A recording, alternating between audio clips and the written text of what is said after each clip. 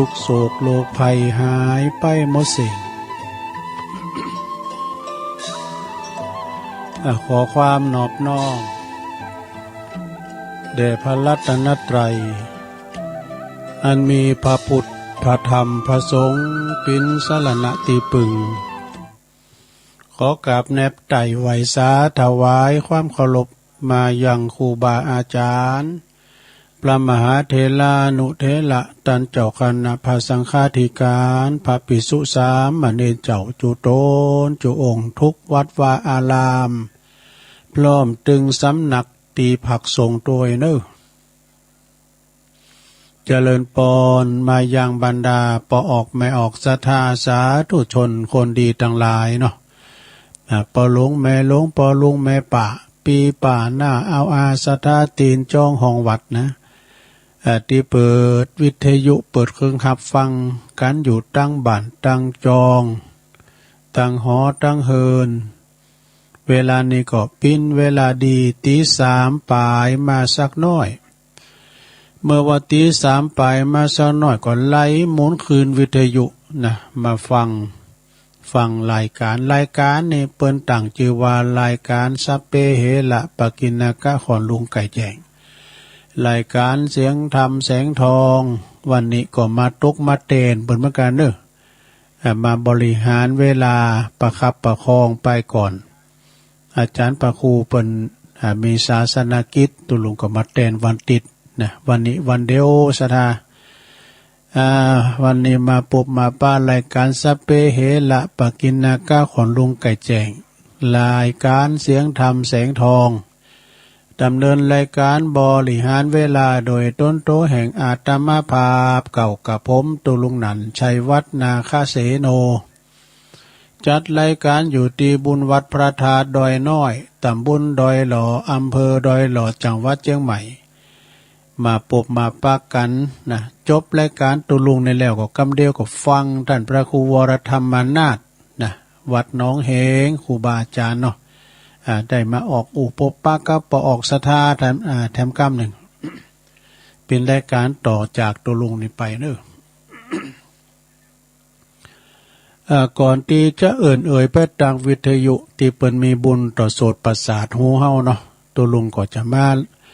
นำไหวพระกันเน้อศรัทธาเน้อนำไหวพระสวดมนต์ก่อนเพื่อความเป็นสิริเป็นมังกรละเป็นมงคลกับตนกับตัวกับขอบกับโคกับคุ้มโหหอเฮินลูกหลานต้านเต่านะไปเหนือไปไต่ไปไก่ไปไกลไปกับรถลายโยดยานพาหนะก็ขอให้เดินทางแก้วขาปลอดภัยเน้อทั้งขาไปและขากลับนะอยู่เย็นเป็นสุขกันนะต่อไปก็ไหวพระพร้อมกันไปเลยเน้ออะระหังสัมมาสัมพุทโธภะคะวาพุทธังภะคะวันตังอภิวาเทมิสวากขาโตภะคะวะตาธัมโมธัมมังนัมมัสสามิสุปฏิปันโนภะคะวะโตสาวกสังโฆสังฆังนะมามินะโมตัสสะภะคะวะโตอะระหะโตสัมมาสัมพุทธัสสะนะโมตัสสะภะคะวะโตอะระหะโตสัมมาสัมพุทธัสสะนะโมตัสสะภะคะวะโตอะระหะโตสัมมาสัมพุทธัสสะอิติปิโสภะคะวะอะระหังสัมมาสัมพุทโธวิจาจารณะสัมปันโน สุกะโตโลกะวิโตอนุตตโลปุริสตัมมาสาลาทิสัทธาเทวะมนุสสานังพุทโธภะคะวะติสวากขาโตภะคะวะตาธัมโม สันติติโกอากาลิโกเอหิปัสสิโกโอปันนยิโกปัจจตังเวทิตาโปวินโยเหติสุปฏิปันโนภะคะวะโตสาวกสังโฆอุจุปฏิปันโนภะคะวะโตสาวกสังโฆยายะปฏิปันโนภะคะวะโตสาวกสังโฆสามิจิปฏิปันโนภะคะวะโตสาวกสังโฆยติตังจัตตาลิปุริสายุคานิอัตถปุริสปุคคลาเอสะภะคะวะโตสาวกสังโฆอะหุนายโยปาหุนายโยตักขินายโยอัญจลิกาลานิโยอนุตตลังปุญญาเขตังโลกัสสติจยันโตโปติยาโมเลสกายานังนันทิวัตโนเอวังตวังวิจัยโยโหหิจัยยสุจัยยมังคะเลอปัลลาจิตตะปันลังเกสีเสปตาวิปุคะเลอภิเสเกสัพปะพุทธานังอากาปโตปโมทติสุนักตังสุมังกลังสุปาภาตังสุโหติตังสุขันโนสุโมโหโตจะสุยิทังพระมจาลิสุปัทคินังกายกัมมัง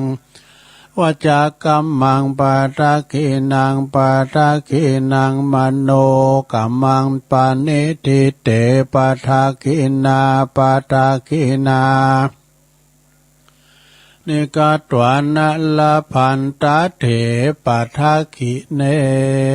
สัพพิติโยวิวาจันตุสัพพะโลกโควินาสตุมาเตภวัตวันตรายโยสุขีติขายุโกภวะอภิวาทานาสีลิสาเนจังวุตตาปัจจายโนจัตตารโอธัมมาวาทันติอายุวันโนสุขังปะลังเอาแล้วสัทธาญาติโยมทั้งหลายตุลุงก็สวดมนต์เพื่อเป็นความเป็นสิริมงคลไปโจไปเนาะขอคุณพระติตไลรัตนะผ่านแผ่วปะแก้วเจ้าตั้งสามประการจุงดลบันดาลมาปกป้องคุ้มครองรักษาครูบาอาจารย์พระสงฆ์องค์สังฆเจ้าประสงค์องค์สัมมาเนรอยู่กับวัดกับว่ามีสง่าราศีเนินนาบุญศรัทธาได้สักการะบูชากราบไหว้และก็ยึดเหนี่ยวจิตใจนะศรัทธาญาติโยมเปิ้นมาตานขันเข่าขันน้ำไปหาญาติกาวงศาพีไทยเก่าเนามึนก็ปันป้อนโวหารเนี่ยเปิ้นเนาะเอวังโหตุมันแน่นอกแน่นใจตึงคุณหับปอนเนี่ยเปิ้นหยาดน้ำเนาะหำหิหำให้ไปหาไปหอดเมื่อเจ้าขอปิ้นเขาง่ายไปหอดเมื่อควายขอ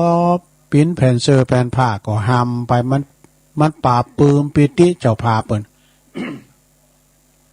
ป่าปืมปิติเจ้าพาเปิ้นโอ้เปิ้นดีใจเดี๋ยวว่าโอ้ปอเปิ้นแม่เปิ้นได้กินได้บริโภคแล้วเอากล่าวจือกดน้ำเปิ้นเนาะกลางคุณไทยเปิ้นจางปานก็ญาติโยมรับพรนะยะท่าวริวหาตุเจ้าไทยดู ก็มีนะสถาตุเจ้าไทยมันปันป้อนโวหารก็มีนะโอ้ปิ้นบ่ลืมจะเกิดปิ้นนิมนต์น่ะฮักแล้วโตเอวังโหตุดีและอาชาในวันนี้ก็หากว่าเป็นวันดี เหมือนตุเจ้าไทยตุลุงเอาเกยเอามาตีทำเมืองนะมาลายโผล่ลง สุลานะมาเหเนยังพุทธเศถังนะเมตวาปิ้นจะลืมจะเกิดเป็นดีมนต์เหมือนกันเนอะจ้ะโอ้ขอหน้าขอในไปละเด็กกันเด้อจะเอ่ยเนาะ ศรัทธาญาติโยมก็เหมือนกันขอให้มีพละกำลังมีสุขภาพพลานามัยสมบูรณ์แข็งแรงหน้าแดงแสงกินข้าวล้ำกินน้ำลุงอีดูอีปอยแม่เดินเหินไปไหนมาไหนบ้าได้ไปวัดไปวาก็มได้ตีต่างตีเต้งก็เอาวิทยุปิ้นกูนะลงฟังน้ำฟังธรรมมันต่างแตกตื่นมึนตาก็ได้ยินนะเสียงน้ำเสียงธรรมอย่างแม่สุกแก้ววาเนี่ยก็ตื่นเจ้ามาก็ได้ยินเสียงน้ำเสียงธรรมแล้วนะก็ฟังกันไปกันมีคืนนี้ก็หมุนคืนไปนะมันจะมีตลอดวันสะดามันฟังได้ฟังตึกก็ฟังแห้งฟังตึกก็ฟังสดฟังแห้งปิ้นจะได้ตัวลุงฟังสดขออูอย่างนี้ตัวปิ้นอย่างตัวลุงเดี๋ยวนี้กันนะสามารถบอกเวลาสามารถโทรศัพท์อู่กันได้นะถ้าเทปแห้งนี่ก็เขาก็ฟังอันนี้นะเปิ้นเปิดเทปดูเขาโทรศัพท์เปิ้นก็หู้แหละนะจากนั้นก็ฟังกันไปเอ่ยกันลงเป็นกำลังใจลงเขาติดต่างติดเต้งก็ฟังน้ำฟังธรรมไปวันนี้จะเตะธรรมเหมือนกันวันนี้จะเตะน้ำเตะธรรมเหมือนกันก็มีเวลานะก็วันนี้ก็มีศรัทธาเจ้าภาพเจ้าเพิ่นโทรมากรรมเลยนะบอกว่าปิ้นเจ้าภาพปอสมซักแม่เพนขาวเตี้ยจากตาจ่างเวงน้องหล่องทำบุญตันน้ำตันทำไปหาปออุ้ยน้อยปั้นแม่อุ้ยเงินจีนาอินายอเนกชัยกาวินก็ตันไปหาปอสอนชัยชัยกาวินแล้วก็อันนี้พี่น้องบันไกเนี่ยคุณโยมชื่นใจไพวันคุณโยมชื่นใจไพวันไปอยู่ปางน้ำทุพุ่นนะดอยสะเก็ดกันเนาะมันเขียนร้อยต่อมันมาทางเฮาไปนะโยมเพิ่งเคยไปถวายปัตหารเจ้าตอนที่ตุลุงครับท่านพระครูเขาไปนอนที่ดอยนางแก้วเปิ้นก็แจ้งความจำนงปิ้นเจ้าภาพกันน้ำกันท่ามทั้งเจริญปอนขอบคุณเนี่ยคุณโยมชื่นใจไพวันปุ้นไปอยู่ปางน้ำทุดอยสะเก็ดไกลๆกับดอยนางแก้วนะก็ทำก็กระเดียวก็จะเดชเป็นธรรมมงคลในวันนี้นะธรรมมงคลวันนั้นก็ได้ยินหลวงปอวัดมอนจอมพอมอนจอมพอพระบาทอุดมเนาะทุลุงลืมปิดเพลงกันไม่ใช่กันก็ฉะนั้นก็กระเดียวก็ได้ลืมลายไปละนะบอกรายการกันบอกรายการก่อนบอกรายการว่างงไปหมดเสียงโทรศัพท์เข้ามาเลยมึนงงไปเลยก็ขอประกาศขอบคุณทางเครือข่ายวิทยุเนาะที่เปิดรับสัญญาณรายการธรรมะชงตอนเจ้าตั้งแต่ตี3 ถึง 5 โมงก็ขอขอบคุณสถานีวิทยุคลื่นพระพุทธศาสนาและวัฒนธรรมของวัดฝายหินตำบลสุเตปFM 104.50 เมกะเฮิรตซ์อำเภอเมืองจังหวัดเชียงใหม่โดยเมตตาบารมีธรรมอาจารย์พระครูสมุวิสุวัฒน์วรกิจโจสถานีวิทยุคณะสงฆ์อำเภอฝางตั้งอยู่ที่วัดพระบาทอุดมนำบ่อเศร้าวาสำนักวิปัสสนาโดยเมตตาบารมีธรรมหลวงปู่พระครูสุจิตานุรักษ์หลวงปู่ใหญ่เจ้าคณะอำเภอฝาง FM 100.25 เมกะเฮิรตซ์ขอบคุณตปีเจริญโชติธรรมโมวัดสันโค้งอำเภอแม่อาย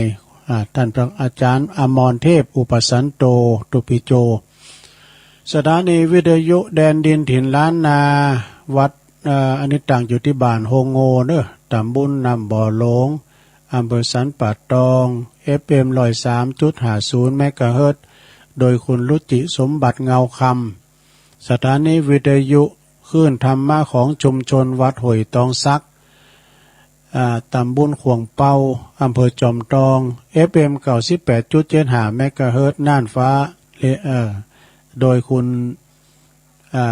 อันนี้ก็โดยเมตตาบารมีธรรมอาจารย์พระครูวาปีวรมานิตท่านอาจารย์ชวลิตชัยวังโส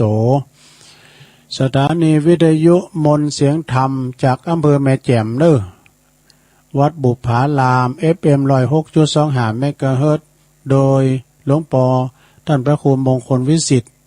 หลวงพ่อเจ้าคณะอำเภอแม่แจ่มแล้วขอบคุณท่านพระปลัดอุทัยถึง2 อุทัยด้วย สถานีวิทยุเน็กเนลเรดิโอ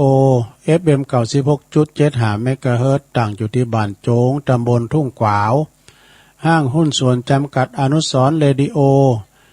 อำเภอเมืองปานจังหวัดลำปางสถานีวิทยุชุมชนคนเหนือเขื่อนตั้งอยู่ที่บ้านดงดำอำเภอฮอดเนอะ FM 90.75 เมกะเฮิรตซ์สถานีวิทยุเพื่อการศึกษาและพัฒนาอาชีพเรดิโอเน็ตเวิร์ก FM 103.00 เมกะเฮิรตซ์อำเภอเมืองจังหวัดลำปางโดยคุณอนุพงษ์ตาจีนะสถานีวิทยุเรดิโอเน็ตเวิร์ก FM 99.50 เมกะเฮิรตซ์วิทยาลัยเทคโนโลยีเพื่อการจัดการกฟผ.แม่เมาะลำปางขอบคุณกันไปแล้ว ขอบคุณทางสถานีวิทยุเนอร์ที่เปิ่นได้ลิงก์สัญญาณนำเอาเสียงนี้ออกไปให้กับศรัทธาที่เปิ่นฟังอยู่การตั้งบ้านตั้งจองเนาะในวันนี้วันนี้ก็ต้องขอบคุณทางศรัทธาญาติโยมที่เปิ่นเปิดฟังกันนะบางพองก็ตื่นมาตั้งแต่ตีสองตีสามตีหนึ่งก็มี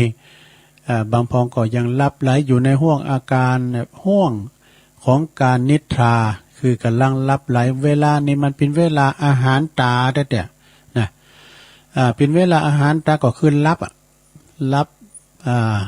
พักผ่อนสายตาเป็นเวลาพักผ่อนที่ดีที่สุดเนาะแต่บางพองนี่เปิ้นตื่นมากก็นอนบ่หลับนะว่าเปิ้นว่าโตก็เวลาตื่นขึ้นมาเนี่ยมันถึงนอนบ่หลับใครลุกมานี่ตุลุงก็ลุกมาตั้งแต่ตีหนึ่งนะวันนี้ก็อาจารย์พระครูอภิวัตนวิกรมเปิ้นก็มอบไม้ถวายเวลาให้ตุลุงแตนไปก่อนเนาะแต่เบิดกันตีสี่ในตุลุงจะเสริมสัญญาณไปที่ท่านพระมหาสมชาติชาตปัญโยเนอะเปิ้นพักอยู่ที่ไหนเดี๋ยวนี้เปิ้นก็สวดมนต์อยู่จ้ะหรือว่าภาวนาปุ้นปล่อยตีสี่นี่ก็จะได้มอบไม้ถวายเวลาจะต่อสัญญาณเสริมสัญญาณไปที่ป่าจ้าไหนฮู้เนอะ เปิ้นธรรมดานี่เปิ้นพักไปตามวัดตามว่าเนาะอันนี้เปิ้นสู่ฟ้าไปปีกวิเวกนะนอนตามศาลาป่าจ้าป่าแฮวว่าเปิ้นก็ถ่ายมาคือพอมีเมนมีหยังโอ้เปิ้นนอนได้นะเปิ้นถ่ายเตาเมนเตาเผาศาลากามจังกะนี่เปิ้นว่าเปิ้นพายแผ่เพอแผ่เนาะสัตต่างกันบุญกุศลได้ปั่มเป้งมานะกับสัมปสัตต่างหลายอีกนะคุณเฮานี่ถ้าไปนอนปีกวิเวกไปนอนบ้านเก่านะเนาะ ไปนอนบ้านเก่าเปิดว่าปีกบ้านเก่าก็คือป่าจ้าป่ากำเนี่ยเน้อศรัทธาเด้อปีนตีเผาผีจีกระดูกกันดูนี่นะเวลาคุณเฮาหมดลุ่มหายใจแล้วนะจะรวยกี่ร้อยล้านพันล้านจะถูกไล่เข็นใจก็ตามไปนอนโหเป้งเดียวกันหมดศรัทธาญาติโยมทั้งหลาย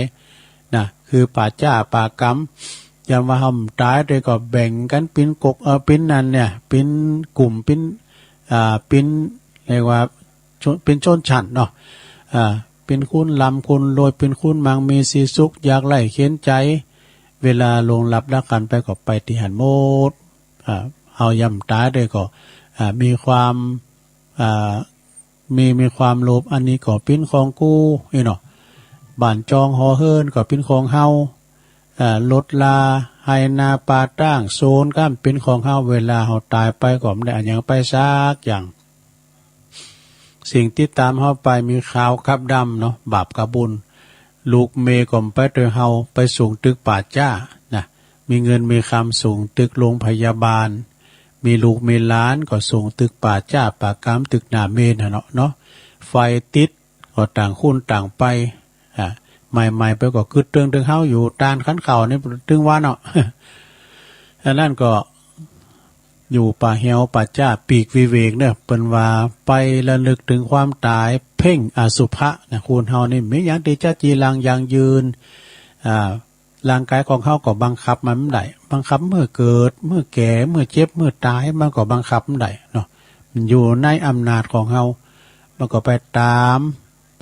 มันสัจธรรมเนาะเฒ่าแก่แลมอนมากก็อย่านะก็เจ็บปวด เจ็บป่วยเมื่อยไข้พยาธิอัมปาก็มาลุ่มเล่า ว่าเปิ้นว่าตัวน่ะเอิ้นเอ่ยไปไหวสาบารมีธรรมครูบาอาจารย์ที่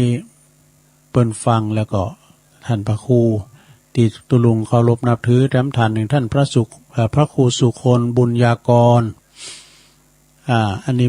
เป็นเจ้าคณะตำบลสันติสุขนะวัดคันธาวาสทุ่งปุยเนาะแล้วก็ไปทางปุ่นกับปอลงบอยเขานี่ ต่างตุงปุยบุนะแล้วก็เมตตาบารมีธรรมในพระเดชพระคุณหลวงพ่อพระครูสุทธิยานนรังสีเจ้าคณะอำเภอไม่วางไหวซาเนอะลุงนัดรถเดินชัยพินตา เปิดก็ฟังพินประจำไม่ดอกลุงนัดเนี่ยนะแล้วก็เมตตาบารมีธรรมเปิ่นก็บารมีธรรมหลวงพ่อพระครูสันติเจติยากรวัดเกตกาลามตัว ประตังไม่ดีเดินมานีโตเนี่ยไอ้นิคมสกายแลบให้ผู้ฟังอยู่ไว้หรอไอ้นิคมนี่เปิ้นเอาสกายแลบขึ้นมาเอาไม่ดีมานีโตนี่ขึ้นมาเคยมาตาลเนาะฟักแก้วพองพักไม่ใส่คือพองไม่ดีมานีโตเนี่ยเปิ้นปิ่นน้องของตุลุงปุณะตุลุงสิงห์จักรวาโลน้องหอยเก่าเนาะตุลุงสิงห์ตุลุงสิงห์นี่ก็ก่อนนี้เปิ้นเล่งจ้างเขาเล่งจ้างแล้วนอกตอนนี้ไปสถาญาติโยมทั้งหลายตุลุงก็ เอาอันทำมงคลมาตีดเมื่อเจ้านี่เสียงบ่ใครดีเฮ้ยลงเด้อเสียงแบบบ่ใครดีผิดพลาดประการใดก็สุมาอภัยเด้อดีกะเวลาวันนี้ ชงตีสี่ไปก็จะเฉิมสัญญาณถวายเวลาครับท่านพระมหาสมชาติกันต่อไปกอยฟังไว้ได้ลงเด้อวันนี้เสียงปกติเฮ้ยกันหล่าควายไม่ก็ดีชงเจ้าไม่ก็เยอะเสียงมันบันลงเนาะหาวของ รับติมก็ตุลุงรับหลุมจะดีเนอะขึ้นรับละหมดอะวอก็ไม่ได้เสกสักกามะ รับละวิทยุโมคืออะไรนี่รับดีแต่สะดุ้งตื่นน้ำก้ามปโตตีหนึ่งละนาฬิกาปลุกละลุกมาเลยเนาะแล้วนอตรงจะเตะทำกันเนอทำใจยะตังเจ็ดเป็นธรรมมงคลเนอะเป็นการเดียวว่าเตะเป็นมั่งกันละเป็นมงคลคุ้มโหฮอเฮิรนเฮาอยู่ดีมีสุขขจัดเสน่ห์จังไรไอให้ไอขาดนี้ออกนี้ออกนะนี้ออกไปแสนโยชน์แสนว่านำปาสิ่งที่เป็นมากกะละเป็นมงคลเข้ามาวันนั้นตุลุงก็ได้ฟังหลวงพ่อใหญ่หลวงพ่อพระครูสุจิตานุรักษ์ปนตีละกันเป็นธรรมมงคลอันนี้ก็ได้รับความเมตตาจากหลวงตามูลเนอะวัดน้องเจริญเปิ่นมอบไม้ถวายมาเป็นธรรมอันนี้เป็นธรรมมงคลแต่หมายความว่าตุลุงก็จะสืบจัตตาสังฆะปะปึกสทายาโยมอยู่บ้านอยู่จ้องอยู่เย็นเป็นสุขเนอะ เอาละถวายธรรมก่อน นะโมตัสสะภะคะวะโตอะระหะโตสัมมาสัมพุทธัสสะพุทโธสติมาโตธัมโมสติมาโตสังโฆสติมาโตพุทธานุสติธัมมานุสติสังฆานุสติสัพพทุกขาสัพพพยาสัพพโลกาสัพพะอันตรายาวินาสันตุภาปัวพุทธวาจาบาลีธรรมบทนี้กันว่าปุกกะละผู้ใดได้จำเริญสั่งว่าสวดที่ยายก็ดีก็จักพ้นจากยังสัพพทุกโศกโลกภัยอนตาหลายต่างเป็นตนว่าความมาสุขเศร้ามองใจ อยู่บ่ม่วนกินบ่หวานเป็นเคาะเป็นไปก็จักลำงับกับหายไปเสียงโดยแต่จะอนุภาวะแห่งทิปโมนะ อันนี้จันแลสัทธาสุเขนะละขันตุพุทธาสันติปัลลตุวังคาถาบทนี้กันว่าปุกกะละผู้ใดได้จำเริญและสวัสดิยายจุวันก็จักอยู่วุติจำเริญนะก็จักได้รับความเข้มขังรักษาของ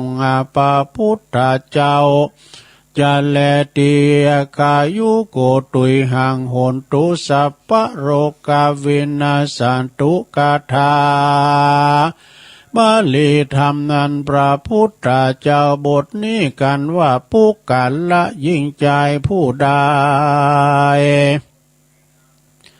ได้จำเริญสวัสดิยายภาวนาทุกคำเจ้าก็จักได้พ้นเสียจากยังพยาธิโลกาสัพพะอุปัฏฐวาทั้งหลายทั้งมวลก็จักลำงับกับหายไปเสียงแลเตอันตรายโยวินัยสันตุเตประกาศบทนี้กันว่าปุกกะละผู้ใด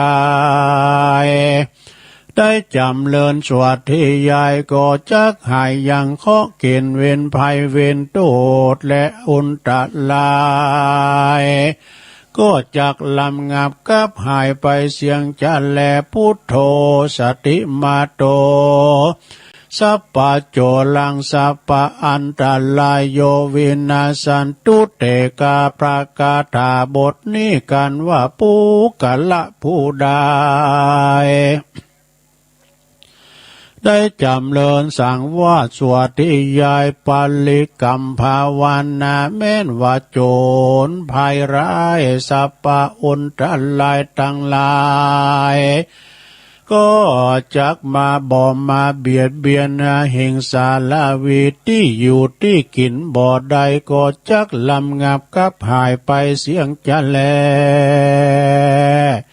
พุทโธสัลลันนังปัสสะธัมมังสัลลานังปัสสะสังฆังสัลลานังปัสสะมหาสัมปวิจากา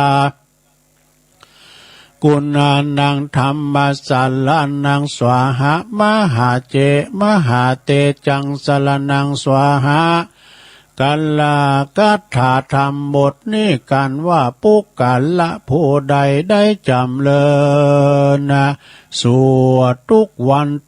นแม้นว่าเป็นเคราะห์เป็นภัยอุบาทถูกตัวเปิงตัวจนนาจนหลังถูกโดยสิปากุลต้านไปต้านแปงด้วยอาคมมากาถาคุณคนใส่ผีใส่ถูกด้วยอาบางถูกด้วยตังบกก็ดีถูกตังน้ำก็ดีถูกตังไปบนโหนอากาศก็ดี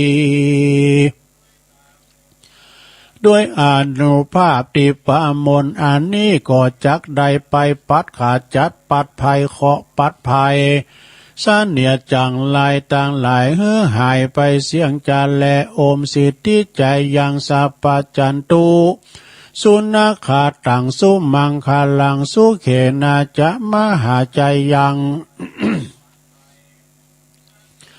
ภวันตุเตสัปปาตากาถาธรรมบทนี้กันว่าปุกกะละผู้ใดได้จำเริญสวัสดิยายสวดภาวนาไว้ทุกค่ำทุกเจ้าก็จักจำเริญไปโดยโภคาเขาของสัมปติเขาว่าเปลือกเขาสารจ้างม้างัวควายเมลาภาสการมีความสุขกายสุขใจตึงไปในตึงไปนอกไปด้วยปีไปด้วยเดือนไปด้วยยามหิมากาคืนตามอัตถภาวนาแห่งตนไปเสียงจิรการยาวนานนั่นแลใจยาสัพพะสัตถุสวหันตัลเลมาลับพังภากิยังยยัตตวสัพพัจจนุโลใจยสิทธิกัมมังสัพพะสัมมัสสาหาทุกขปาตาจานิทุกขพยาปาตาจานิปโสกา กัปปะปาตาจันนิโสกาโหนตุสะเปปินิโน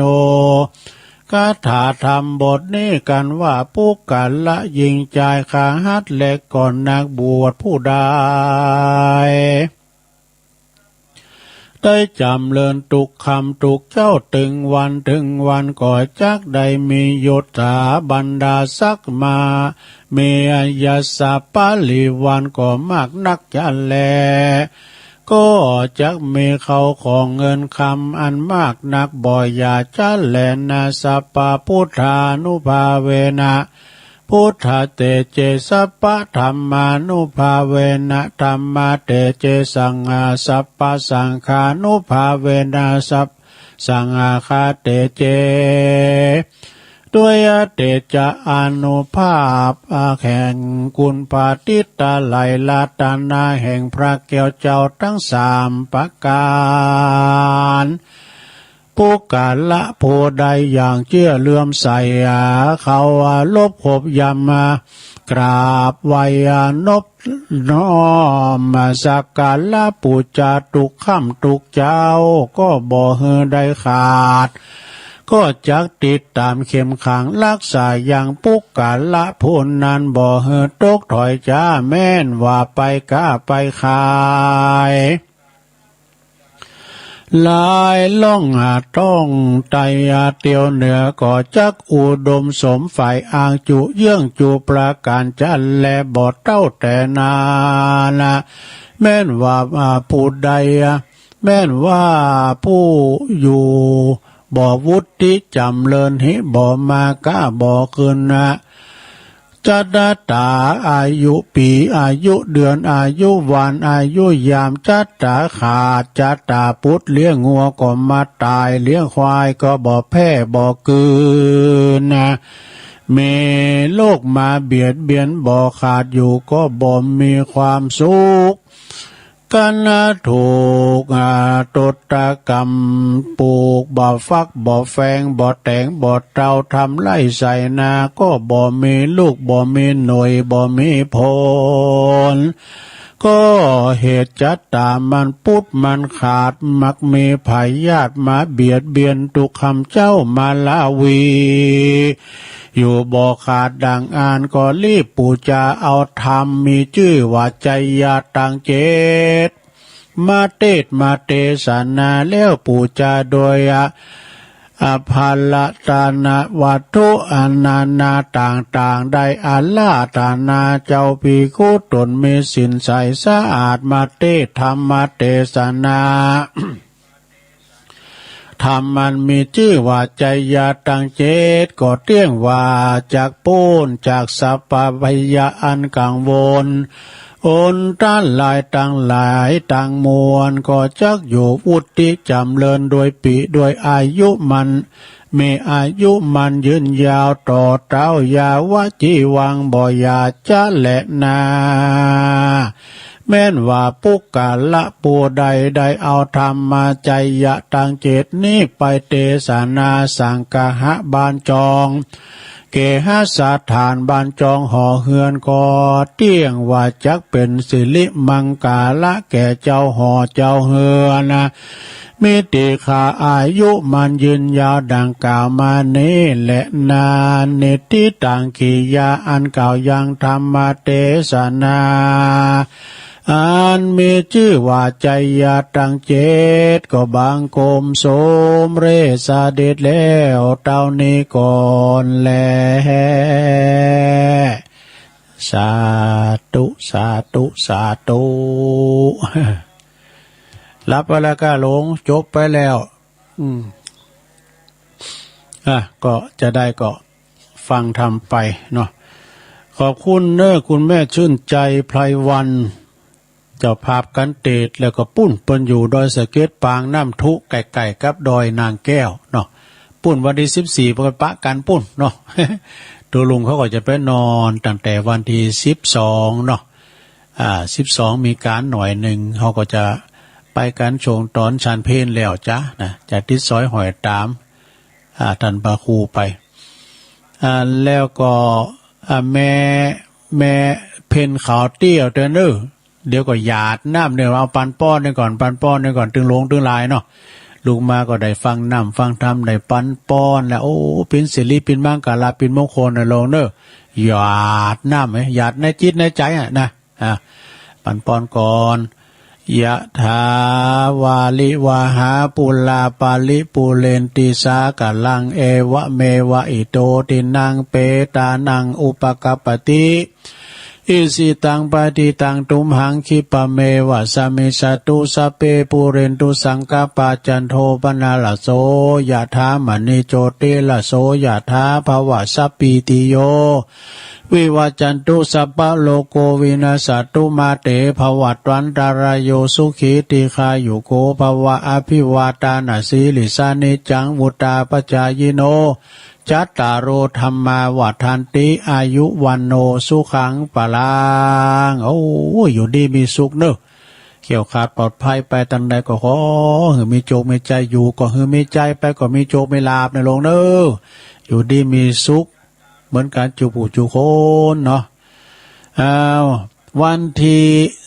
11กุมภาก็เป็นวันแฮปปี้เบิร์ธเดย์วันมื่นตาพอโลกวันแรกเป็นวันที่11กุมภาวันเกิดของหลวงพ่อมานิถาวโรเนอะปุ้นปล่อยเขามาทำก้ามก่อยปันโจกอวยใจพระจะมุทิตาพระจะปันโจกอวยใจหลวงพ่อมานิถ11ปุ้นเนอะ11กุมภาเนี่ยเปิดก็จะไปดอยนางแก้วนะ โทรมาหนาไม่เจ้าล้างไม่กันเนาะแล้วก็ตาลิโยด้วยเนอะป้อน้อยนวลตาลิโยเปิ้นก็จะครบวันเกิดเปิ้นวันที่2กุมภาเนาะ 2กุมภา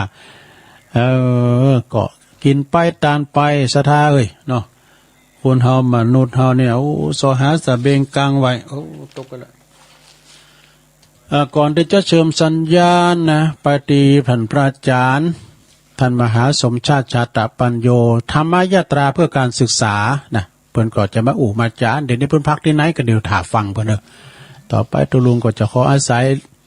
ประกาศข่าวสารงานบุญสักเล็กสักน้อยเนาะวันที่2กุมภาเนี่ยลงเนอไผอยู่ยานอำเภอจอมทองดอยหล่อก้าน่ะรับหลายปิ้งกาที่วัดห้วยตองซักตำบลขวงเปาเนอะเปิดจะมีการทำบุญตักบาตรข้าวสารอาหารแห่งวันที่2กุมภาเนอะวันที่2กุมภาที่วัดห้วยตองซักที่ต่างแห่งสถานีวิทยุของเฮาเนี่ยนะเพื่อจะตักบาตรพระสงฆ์1ปันรูปเนอพระจะไปกินไปตันไปรวมตักบาตรไปทัศนะไปพอชมบารมีครูบาอาจารย์หนักปานนั้นนะเนาะเป็น1ปันตุนก็ไปเนอะสะวันที่23มีนามีนา65นี่ก็เปิ้นจะมีการทำบุญอายุวัฒนมงคลครบรอบ69ของเมตตาบารมีธรรมหลวงพ่อพระครูสุจิตานุรักษ์ด็อกเตอร์หลวงพ่อใหญ่เจ้าคณะอำเภอฝางที่วัดพระบาทอุดมเนอะและจะมีการยกยอดชัดประทัดเจ้าเจดีย์โดยนี่ก็คณะสงฆ์คืนสีขาวพร้อมในคณะศรัทธาโดยการนำของท่านพระครูอภิวัฒนวิกรมนะพร้อมด้วยครูบานักจัดและการก็จะป้ากันไปเนอะป้ากันไปในวันที่22นะฉะนั้นก็ศรัทธาญาติโยมพี่น้องต่างเมืองฝางก็ป้ากันได้วันที่31โอมพุกนี่แหละเนอะศรัทธาเนอะวันพุกนี้ก็ตั้งสำนักสงฆ์ธรรมมงคลท่าล้อมงคลท่าล้อนี่ก็ตั้งอยู่ที่ตำบลดอยหล่ออำเภอดอยหล่อเนี่ยตำบลเดียวกันเนี่ยนะโยมนะเพื่อจะมีการสืบชะตาตึงวัดตึงบ้านเนอะแล้วก็จัดตั้งกุฏิสงฆ์เจ้าอาวาสโดยตอดผ่าป่าสมทบทุนในการลงฐานวิหารโอ้เพื่อจะแปลงวิหารเต็มแล้วนะตั้งประหลงชัยพรเขาประหลงสุขเขานะตวงจ้าดนตรีเป็นบทดนตรีประหลงสุขในตวงจ้า โดยเมตตาพระเมตตาพระอาจารย์อริยทรัพย์นะธรรมทโรนะก็ตาหล่อนะสันพุกด้วยนะไปรวมบุญกันเด้อพี่น้องแถบตั้งวางพังก็ดีนะป่าตาโจกตาหล่ออันไปกินแปะตามด้วยกัน14มีนานี่ก็ไกลอยู่14มีนานี่ก็65เนาะเปิดจะมีการทำบุญฉลองตราตั้งเจ้าอาวาสวัดช้างข้าวน้อยเหนือตำบลป่าซางอำเภอป่าซางเนอะแล้วก็ฉลองพระฐานานุกรมฉลองปริญญาตรีโดยนะใบดิกาไพฑูรย์ขันติทโร ตุปีทูนเนอร์นะต้นตำรับน้ำพริกตาแดงอันเลือชื่อเป็นโอท็อปของอำเภอป่าซางนะใครขายอยากน้ำพริกตาแดงลำก็ไปได้ไปปูเจ้าอัตลงไปมันจะเปิ้นมอบางเหตุการณ์ซิปกับโปรตุเกสได้ไปเดินบ่โดยบดิกาไพฑูรย์นี่ก็เปิ้นช่วยเหลือสังคมหลายอย่างลูกชิดลูกหาก็แวดหน้าแวดหลังพระเน้นนักขนาดนะเปิ้นสูงหามสูงเฮนพองเฮ็ดน่ะช่วยเหลือสังคมหลายอย่างบ่ว่าจะเป็นงานศพงานสร้างงานหยังเนี่ยเอาผู้เอาหยังเครื่องเสียงไปช่วยบ่เนาะนี่ก็ช่วยเหลือสังคมไปวัดใหม่พัฒนาก็อำเภอดอยหล่อเฮานี่แหละนะเปิ้นจะมีงานบุญใหญ่เนอะวันที่15เมษายนวันพยาวันนี่เปิ้นก็จะอบรมสมโภชองค์พระธาตุที่เปิ้นแปลงมา50ปีของการตั้งวัดโดยนะ17เมษายนก็จะยกยอดชัดบรรจุหัวใจพระธาตุโดยเนอะงานบุญใหญ่ฉลององค์พระธาตุโดยเมตตาบารมีธรรมพระครูสถาพรพัฒนรังสีเจ้าคณะตำบลยางครามเนอะพระจะเป็นเจ้าภาพสังฆทานพระจะไปออกโครงการกดติดต่อได้ที่เบอร์โทรศัพท์ของท่านพระครู0830564519 เนอะวันที่9 กุมภาพันธ์ก็บ่ลืมเนอะงานทำบุญทรงน้ำประเพณีอาบน้ำถาดที่วัดหนองยาวอำเภอเวียงป่าเป้านะประสงค์จำนวน20 รูปเจริญพระพุทธมนต์เนอะท่านอาจารย์พระมหาสมชาตินันทธรรมิโกนักเทศเสียงทองจากเวียงป่าเป้า9 กุมภาเนอะแล้วก็ไปลืมเนอะ14 กุมภานะไปประการที่ดอยนางแก้วงานตานผ่าป่าดอกเฟื่องฟ้าโดยแล้วก็ต้านเก้าอี้ม่านนั่งตัวต่างหลายอย่างนะแล้วเปิ้นจะเปิดป้ายโดยเนอะตานป้ายโดยคุณแม่การดาศรีเนตรเปิ้นไปปิ้นเจ้าภาพแป้งป้ายเทมตีหันแท้นะที่เขาทำบุญวันเกิดเปิ้นวันนั้นค่ะแล้วก็วันนั้นก็เปิ้นจะเปิดป้ายอันนี้ค่ะป้ายดอยนางแก้วด้วยนะม่อนพระศรี2 เมือง14 กุมภาพันธ์เนี่ยไปปะกันตุลุงเขาก็จะไปนอนตั้งแต่วันที่12ไปละนะ12กับปะกันปุ่นนะแล้วก็18 19 20นี่ก็จะมีงานฉลองแล้วนะมีนาปุ่นนะยกยอดชัดสมโพธิเจดีย์ถวายสิ่งก่อสร้างปลูกสร้างเสนาสนะทุกสิ่งทุกอย่างจะล้มยอดบารมีเนอะที่ดอยนางแก้วนะจะมีแห่โคตรแห่ผ้าห่มผ้าตาดโกนข้าวติบแล้วก็โหวัดจำนวน250 วัดก่อนมีซอด้วยเนาะวันที่16 เมษายนก็ทรงน้ำประทาดวัดสันเหมืองปีนี้เป็นปีที่2เนอะของอาจารย์เน้นหลักปัญโยนันท์นะวันที่16วันพยาวันปากปีเนาะกำหนดการออกเมนพระราชทานเพลิงศพในเมตตาบารมีธรรมหลวงพ่อพระครูโอวาทวิหารกิจอดีตเจ้าวาดวัดสันขยอมอำเภอสันทรายนะ7 ถึง 13 กุมภาพันธ์ไก่มาแล้วนะหลวงเด้อใจ7 ถึง 13 กุมภาโดยเมตตาบารมีธรรมท่านพระครูประหลัดกิติพงศ์กิติโสภโนตุปีแก่นเนาะอันนี้เป็นศิษย์กุลกุฏิของครูบาศิษย์กตัญญูเนอะกับพระเจ้าหาปินโฮงทานก่อติดต่อได้ตีตุปีแก่นเนอะ7 ถึง 13 กุมภาพันธ์เนอะที่วัดสันขยอมอำเภอสันทรายแล้วก็16 ถึง 21เนอะโยมเนอะ16 ถึง 21 มีนา65เนี่ยนะ65นี่ก็งานออกเมนพระราชทานเพลิงศพหลวงปู่ท่านพระครูวรวัดวิบูลย์นะวรวัดวิบูลย์ครูบาบุญเนอะอดีตเจ้าวาดวัดหนองหอยตำบลป่าซางอำเภอป่าซางอายุบรร76 พรรษา43เนอะก็โดยเมตตาบารมีธรรมอาจารย์ท่านพระครูไพศาลปริยัติกิจด็อกเตอร์หลวงพ่อเจ้าคณะตำบลซึ่งเป็นประธานในการจัดงานครั้งนี้โดยพระอธิการนิเวศตุปิเวศเนอร์รักษาการเจ้าวาดวัดหนองหอยศิษย์กตัญญูแล้วก็ตั้งปอหลวงบ้านสอทอปออาจารย์ปินานเช่าใจเมืองเขาเนี่ยมักขณายนี่เป็นปินจานวัดจานวัดแล้วก็ปินานแดงคำปัญญาวัยยาวัจกรวัดก็ไปกินไปตานกันเด้อไปกินไปตานกันแล้วก็ศรัทธาก็วันอันนี้ตั้งพี่น้องตั้งสันห่างเด้อมันใจสันห่างซื้อนะอันนี้สันห่างบ่ได้นี่ดอกไม้บานไม่บานตลอดปีโอกาสดีไม่มีบ่อยครั้งขอเชิญสาธุชนผู้มีจิตศรัทธาเข้ารวมพิธีเนอะมหาพุทธาเทวาภิเษก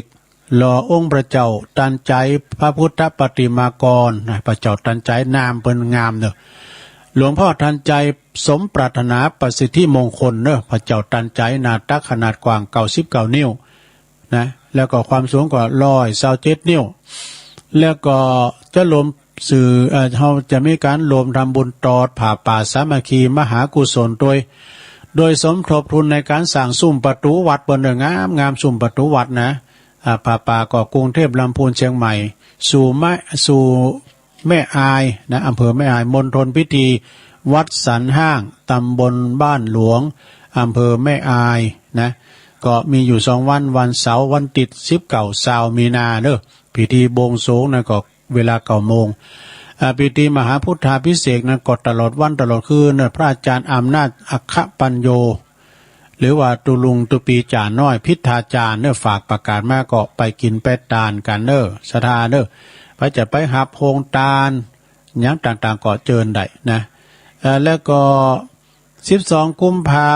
นะก็ที่วัดประทาดอยหล่อนี่เปิ้นจะถวายต้านเก้าอี้มานั่งไว้กับสุสานป่าจ้า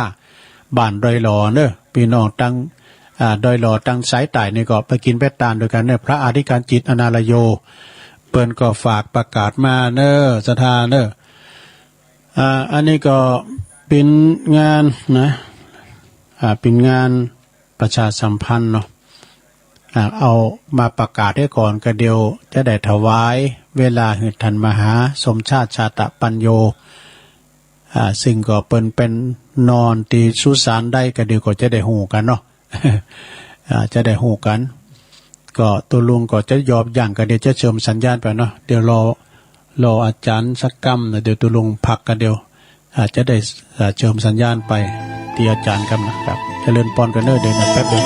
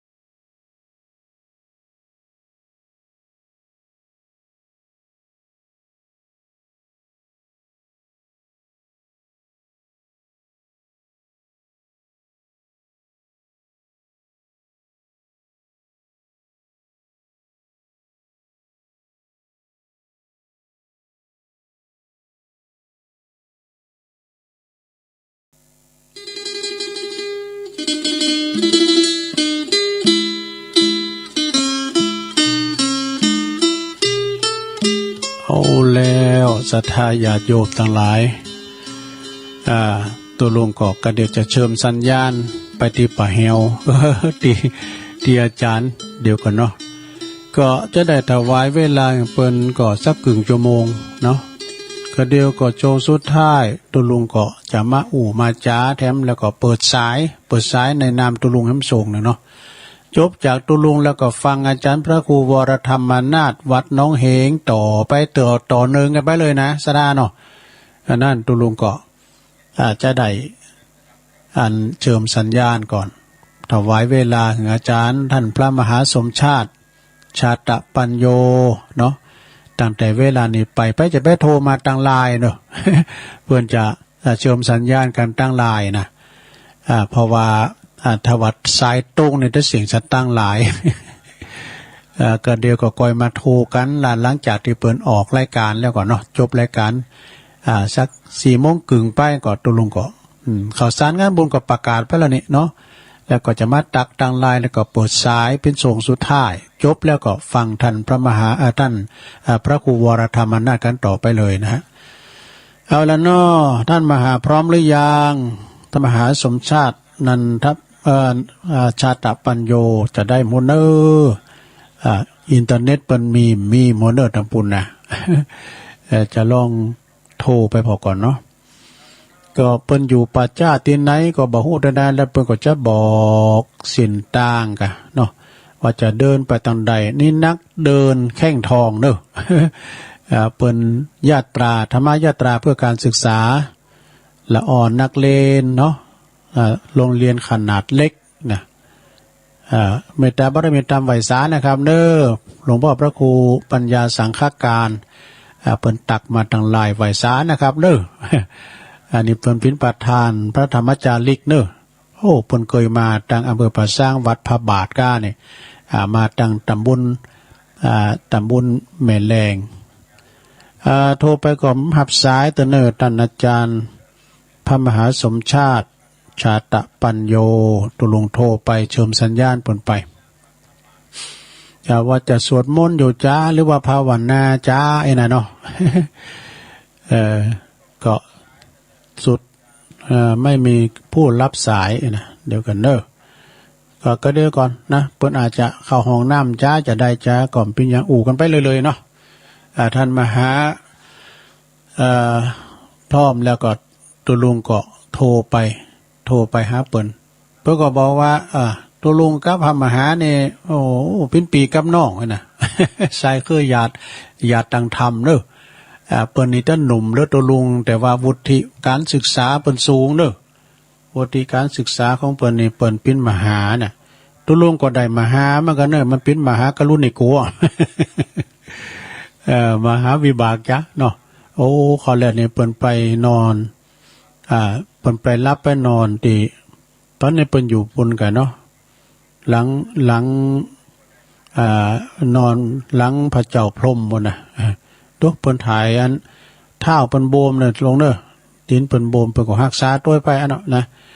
ตัวลุงวันนี้มาถึงป่าจ้าบ้านห้วยน้ำเย็น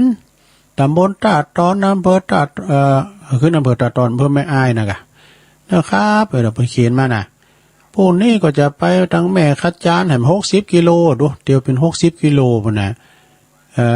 วันนี้ถึงนี่แล้วครับแล้วเพิ่นก็เขียนมาแล้วเพิ่นก็ถ่ายภาพมีนะอันนี้เขตตาตอนพวกนี้ก็เข้าเขตเมจันแล้วครับไปดูอุทยานน้ำพุร้อนพระพุทธพระเจ้าหาพระองค์เนาะพระเทพมังคลาจารย์โอ้อันนี้เปิ้นเป็นรองเจ้าคณะจังหวัดนะเนาะแล้วก็มาถึงเมนเนี่ยดูวันนี้อำเภอแม่จันนี่ห่างจากตัวกิโลอำเภอตัวอำเภอ3 กิโลครับนะพักอยู่ที่ไฟฟ้าตำบลป่าตึงเดินทางไปถึงเส้นทางแม่จันนะเริ่มดีนะแล้วเป็นว่าวันนี้นี่วันนี้เปิ้นจะพักที่ไหนตัวลุงก็พยายามติดต่อไปนะเดี๋ยวกันเนอจำปินไล่จ้ะ โตตังลายจำปินไล่จ้ะ ถ้าโทรสายตรงก็คงเสียงตั้งอยู่ซะนะเดี๋ยวกันเนอะตัวลุงแย่ไปสายตรงพอแล้วเนาะ ว่านี่515นะเปิ้นติดต่อมาเมื่อคืนแล้วนั่นเหรอ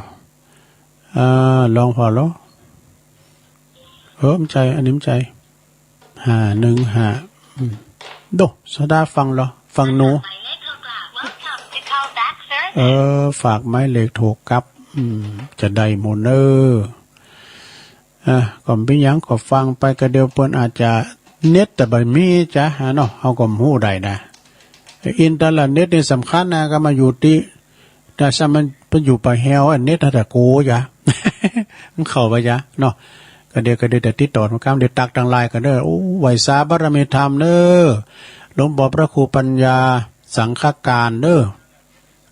เปิ้นตักมาทางไลน์ไหวสานะครับยินดีเด้อแล้วก็มีแม่แดงอัมพรจากเต็นดอกไม้จอมตองด้วยเนอะแม่อุ้ยน้องโดยนะ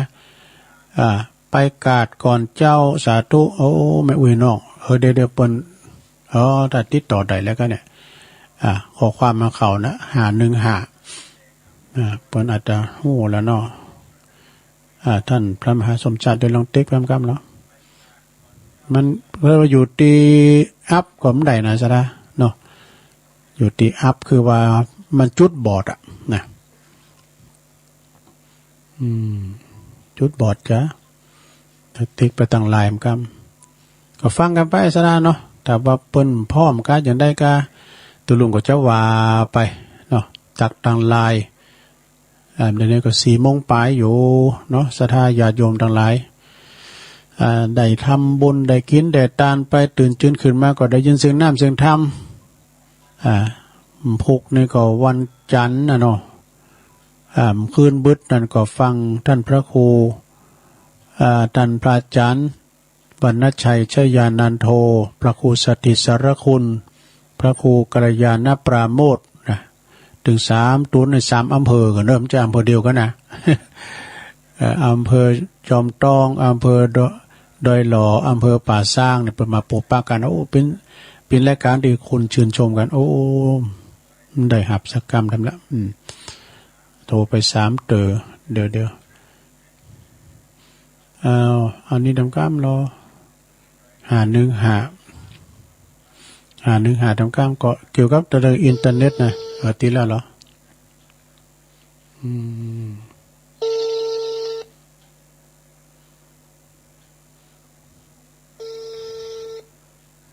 เดี๋ยวเพิ่นยังหัดสายเดี๋ยวก่อนก็เดี๋ยวก็ถ้าว่าเพิ่นพร้อมนะท่านมหาลองโทรมาทางไลน์ผมเหรอ ดูลุงติ๊กไปท่านมหาบาฮับก็ว่าจะได้นะลองติ๊กมาทางไลน์ผมเนอะผมติ๊กไปแล้วท่านมหาท่านได้ยินกิ่งมันจ้ะ ก็เป็นญาณสดาผมเพิ่นโทรมาก่อนเนาะแม่โบลมมาปินตาน้องสมณะสาธุฟังอยู่เจ้าเนี่ยแม่ชื่นใจไพรวันนี่ก็สาธุฟังอยู่เจ้าแม่น้องแม่อุ้ยน้องนี่ก็ไปกาดมาแล้วเจ้าไม่หลงสายฝนจันกุณะเด้อพี่น้องต่างน้องผาขาวน้องผาขาวหลายปิงนะแล้วก็แม่น้องแห่ฟังอยู่เจ้านะแม่ครูเพลินพิษทิพลึกบานแป่นนะเพิ่นก็ฟังอยู่ตื่นเจ้าพี่น้องบานไกลเด้อแม่จิรพันธ์โมป้อปุ้นเพิ่นอยู่จังหวัดเดนมาร์กน่ะนะเพราะจังหวัดอยู่ประเทศกันแล้ว สุมาเด้อแม่จิรพันธ์โมป้อเดี๋ยวนี้เฮาตื่นเจ้ามาอีนะเพิ่นกำลัง9 โมงเมื่อคืนน่ะโหนะเวลามันเป็ดกันไกลเด้อเดนมาร์กกับประเทศไทยนี่นะแม่ครูทองคำที่วงคำจากเสาหินสีโบบานตัวเนอเปิ่นว่าฟังธรรมผูกนี่ดีใจดีว่ะเจ้าสาธุเจ้านี่แม่สุทัศน์ดีมูลฟังอยู่เจ้าอันนี้อยู่แสนพรมทุ่งปีไม่วางเด้อนงเยาในอยู่ในหมดน่ะแล้วก็แม่เดือนเพ็ญทิมวางได้แม่เดือนเพ็ญน้องหาน้ำบ่อลงชมรมสกาย82นี่เห็นคือแล้วมันได้ตักมันได้แท็กมันได้เช็คคืนใช่ครับแล้วก็นี่โหคนเดียวน่ะตรงไม่ลงหัว บ่ฮู้ก็ไปฮู้อยู่ได้ขนาดตุลุงวาตุลุงย่ำฮู้ บรึบปลงมงคลเด้อมูลชีพนะปลงโลยหรือว่าท่านสทเฮาฟังอยู่นะครับเด้อน้องเอิกฟังเพลงก่อมนนี่นะเพลงเก่าคุณแม่กันดาศรีเนตรอันนี้ก็ฟังอยู่จากหางดงเนาะโยมพี่ยุพินพี่น้อยหอมมาลาจากแม่หยวกน่ะสารกลางฟังอยู่เจ้านี่โยมวันลาโดยเนอะหูแพทย์นายแพทย์เกษมขอคิดเนาะไม่ได้อ่านใช่ไหมนะแล้วก็โยมจากดงในมิตรน้ำดิบน้อยนะยายจันจากเวียงตาการเนี่ยไม่ยายจันนะยายจันเรือนใสโอ้เมตตาบารมีธรรมนะคนดอยนกยุงนะไหวสานะครับเน้อไหวสาบารมีธรรมหลวงปอเน้อเปิ่นได้ทักมาปรับแล้วก็แม่ชีจินพานีอู่ทองด้วยเน้อขอบคุณนะแม่อำพันยานาตาลบันหวายเปิ่นก็ว่าไปผ่าตัดมาเจ้าแล้วก็เดี๋ยวนี้ก็อยู่สบายแล้วเน้อแม่พันเน้อแม่อำพันยานาตาลเนาะโยมธนวันตัวเนาะชัยวงศ์นะโอ้คุณแม่จงดีเชื้อกันทาเปิ้นเขียนไลน์มาโอ้อันนี้ยันวะน่ะเปิ้นทำบุญอย่างนั้นเลยนะโอ้เมื่อวานเปิ้นก็มีเปิ้นมาทำบุญเริ่มต้นเพิ่มต้นไม้มา2รายการว่ะอนุโมทนาประกาศด้วยนะโอ้มาแล้วท่านมหาสมชาติมาแล้วครับไวสาครับไวสาเดี๋ยวนี้ติดแล้วนะครับเนติดแล้วครับครับฮัลโหลติดแล้วครับไวสาท่านมหาครับครับนิมนต์นะครับถวายความเคารพตุลุงขอนอบน้อมต่อพระรัตนตรัยแก่เจ้า3ประการน้อมเอาคุณพระพุทธเจ้าคุณพระธรรมเจ้าคุณพระสังฆเจ้าคุณพระอรหันต์เจ้าจุตนจุองค์ได้เมตตาแผ่บารมีเป็นนวโลกุตตรธรรมมาปกเก่าเกษาพบผมรักษาตถาสาธุชนคนเฒ่าคนแก่อีพ่ออีแม่ทั้งหลายที่ติดตามรายการซับเปเหระในช่วงเจ้านี้ในรายการของตุลุงยองพี่ไอของเขา ก็มีเหตุการณ์ความลุกขลักนิดหน่อยเนอะสถานทั้งหลายเนื่องจากว่าอยู่ในป่าคนเดียวนะแล้วก็บ่ได้ตั้งนาฬิกาปลุกไว้ก็พะวงอยู่เหมือนกันก็ว่ากว่าจะลุกไหวในนี้นะบ่ได้ตั้งไว้นะแล้วก็สะดุ้งตื่นมาตะกี้นะตี 2ตี 2ก็ยังเวลาแหมนักอยู่อะไรก็เลยพักกำนึงพักไปแหมกำนึงก็ว่ายังมีเวลาอยู่แหมน้อยเองน่ะพักต่อแหมเอาไปเอามาล่ำเวลามาจัดหลายนาทีเนาะจะทาทั้งหลายขอสุมาอภัยยินเด้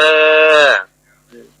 แต่ว่าก็เดินอิดอะละนะวันนี้ก็จะเดินต่อแหมอยู่ละพบกันก็บ่ให้เสียเวลาเลิกขอบคุณเป็นอย่างสูงสำหรับตุลุงยองที่ได้เมตตาเก่ากับผมอาตมาภาพสถานได้เข้ารายการตัวตุลุงเนื่องจากว่าวันนี้เป็นรายการของท่านครูบาอาจารย์ท่านพระครูอภิวัฒนวิกรมแต่เนื่องจากว่าเปิดมีภารกิจอะไรอย่างต่างๆที่ตุลุงได้แจ้งเฮือสถาไปแล้วนั้นเนาะก็ไม่ได้เข้ารายการก็เลยได้ฮืออาตมาเข้ารายการแตนเข้ารายการแตนวันตุ้ยบ่เจอแตนกับเข้ารายการตุ้ยตุลุงยองในช่วงเจ้านี้นะก็สัก30 นาทีก็ขอบคุณหลายๆแล้ว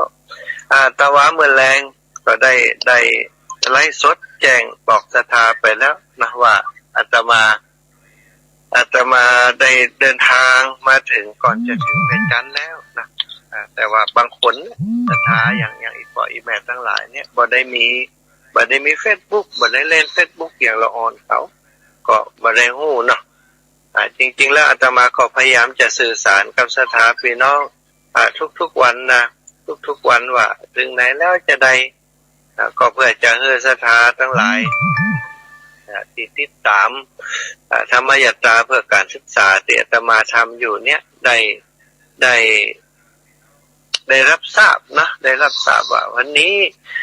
ลูกเต้าเนี่ยไปถึงไหนแล้วก็เหตุการณ์เป็นจะได้พ่องอยู่ดีสบายดี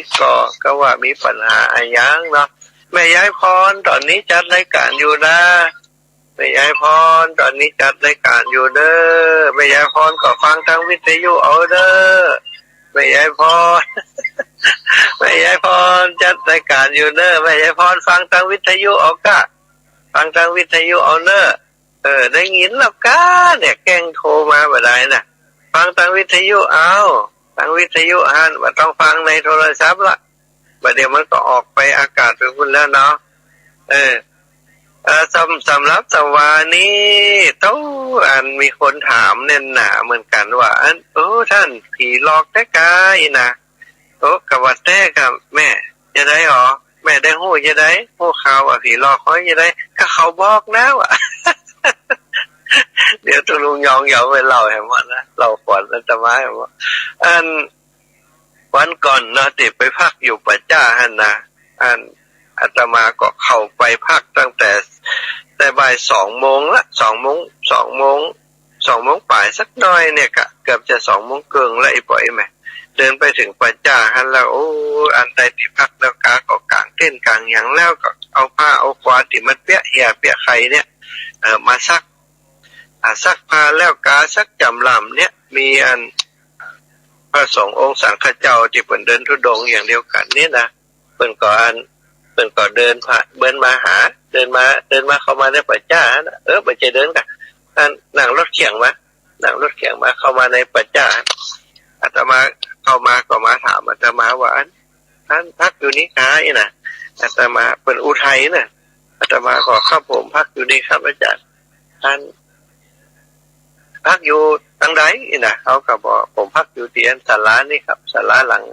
อันใหญ่นี่ครับเพิ่นก็เลยเดินไปแหมศาลานึงก็เอาควาวางไว้ที่ศาลาไปถามเขาว่ามากี่คนนี่นะผมมารูปเดียวครับอาจารย์มากี่รูปครับผมมา3 รูปครับมาด้วยครูบาอาจารย์มาด้วยหลวงปู่ด้วยหลวงตู่เอาอย่างครูบรรดาเป็นเป็นภาษาไทยเนี่ยก็ครับนิมนต์เลยครับนิมนต์ตามสะดวกเลยครับเพราะผมมันพักอยู่ศาลานี่ครับอาจารย์เลือกเอาตามสบายเลยนี่เนาะเพิ่นก็ไปเลือกที่พักของเพิ่นที่ศาลาแห่งหลังหนึ่งแต่ศาลาหลังนั้นตอนที่อาตมาเข้ามาก็ไปยืนพออยู่เห็นเมียนกับเขากับป่าอย่างที่เพิ่นเอาทิ้งไปถังขยะหั่นเนี่ยนะถังขยะอยู่ข้างหั่นนะเพิ่นเอาทิ้งไปถังขยะหั่นแล้วก็รู้สึกว่ามีถังที่อาบน้ำนี่เป็นถังใหม่ๆอยู่นะอยู่หั่นเนาะก็อันนี้เป็นที่เพิ่นมาพักบ่อยใจนะเกิดในใจมาได้ก็ซักผ้าเสียงไปแล้วก็ตากผ้าเรียบร้อยแล้วก็พอดีท่านพระครูมีโยมมาถวายยาแล้วก็สนับเข่าแล้วตีรัดข้อเท้านะที่เป็นยางยืดเนี่ยนะเป็นยางผ้าก๊อตเนี่ยรัดข้อเท้ามีโยมเปิดปะอาตมาติก่อนที่จะเข้ามาปัจจ้าเปิดเอาน้ำมาถวายแล้วก็ถามว่าวันนี้อาจารย์จะพักไหนก็บอกว่าจะพักปัจจ้านี่ข้างนี่เปิดกันเลยบอกว่าเดี๋ยวเจ้ามียาครับมีของตีสำหรับดูแลเวลาเจ็บเท้าเจ็บอย่างเนี่ยมาถวายอาจารย์เน้ออีเนาะเปิดก็มากันมาถวายของกำลังปั่นป้อนก็จะจบแล้วท่านพระครู ท่านพระครูโทรเข้ามาพอดีนะท่านพระครูพิวัตรโทรเข้ามาตอนนั้นเวลาวันนี้เวลา 15 นาฬิกา15 นาฬิกาแบบสักหน่อยเนี่ยสัก5 นาที10 นาทีเนี่ยอาตมารับสายแล้วก็เลยบอกสถาว่าแกเดี๋ยวเขาจะเข้ารายการวิทยุก่อนนะโยมเนอะอีเนาะก็เลยบ่ได้อู้กันสักคำสถาเพิ่นก็เกรงใจเนาะเพิ่นก็ฟังอาจารย์ เขาจัดรายการสกรรมเพิ่นก็ได้เดินทางออกไปได้ข่าวว่าเพิ่นจะไปกรุงเทพวันนี้นะก็เลยบ่ได้อู้กันบ่ได้สนทนากันสกรรมเพิ่นอุตส่าห์เอายาเอาอย่างมาถวายเนาะบ่ได้อู้กันที่สกรรมแล้วก็อาตมาก็นั่งจัดรายการอยู่หั่นจัดรายการไปอันจนจบรายการแล้วก็เสียดโยมก็โทรเข้ามาแหมแล้วอาตมาก็มานั่งอันเขียนรายการติได้เดินทางไปถึงไหนนอนที่ไหนอย่างใดจะนะเขียนรายการบันทึกไว้ถ้าบันทึกมันจะลืมซะนะบันทึกไว้เรียบร้อยก็คนก็โทรมาเรื่อยๆแล้วก็เตรียมที่จะออกรายการตอน19 นาฬิกาถึง20 นาฬิกาก็คือทุ่มถึง2 ทุ่มที่จะออกอากาศไปที่ลำปางนะก็เตรียมอย่างอยู่จากนั้นก็รู้สึกหนาวแล้วนะมันค่ำแล้วมันจะค่ำตะวันก็ตกแล้วแต่ว่ายังมีแสงอยู่ก็ตากผ้าไว้ลบเอาผ้ามาใส่ก่อนอีกอ่ะ ไปถึงติดตากผ้าตกใจซะได้เลยไอ้อย่างนี้ลมแล้วก็บ่นักลวดตะกี้นี่เขาบ่หันลมแล้วอันประเด็นนี่ผ้าเฮามันบ่ครบลมไปไหนนี่ตะกี้เอาตากซะนี่นะอันเสื้ออังสะอุ่นๆนี่เอาตากไว้นี่ก็เซาะพอก้มพอหลุมก็บ่มีแหงนคอ แหงนพอบนอากาศมันไผไปเอาไปเนาะมันน่าจะอยู่นี่นะตะกี้กับปิ้นจะลินเอาตังอันติเปียไม้อันมาหาตังแดดอยู่นะมันไปไหนก็แปลกใจซะท้ามันก็โล่งลึ่งนะต่ออย่างอื่นยังอยู่เนี่ยของน้อยๆก็ยังแบบปิ๋วถ้าพูดถึงปิ๋วเนาะไอ้มันเป็นปิ๋วทัดเสื้อก็แปลกใจว่านะท่านก็ยังบ่แน่ใจจ้ะบ่ล่างเฮาบ่ว่าตากเหตุอีวะเดินไปพอเตียนสิสักค่าน่ะ เดินไปพออยู่แล้วหมู่เขาหมู่ตัวเจ้าหมู่นั้นเพิ่นก็อยู่หั่นเฮาก็บ่ถามว่าหันผ้าก็หันก็เดี๋ยวเขาจะคิดว่าอันเขาสงสัยเขาอย่างนี้ก็เลยบ่ได้ถามนะก็ซ้อหาไปแล้วก็ปิกมาซ้อที่เก่าแล้วมันหมุนดินไปทางใดเนาะเข้าใจตึกแล้วสถาเขาหันหน้าอันทุเจ้าหมู่นั้นเขาก็คิดถึงละบัดหลังไอ้นี่หมู่นี่มันบ่ใจทุเจ้าแต่เห็นแล้วก็แล้วก็เขาถ้าจะ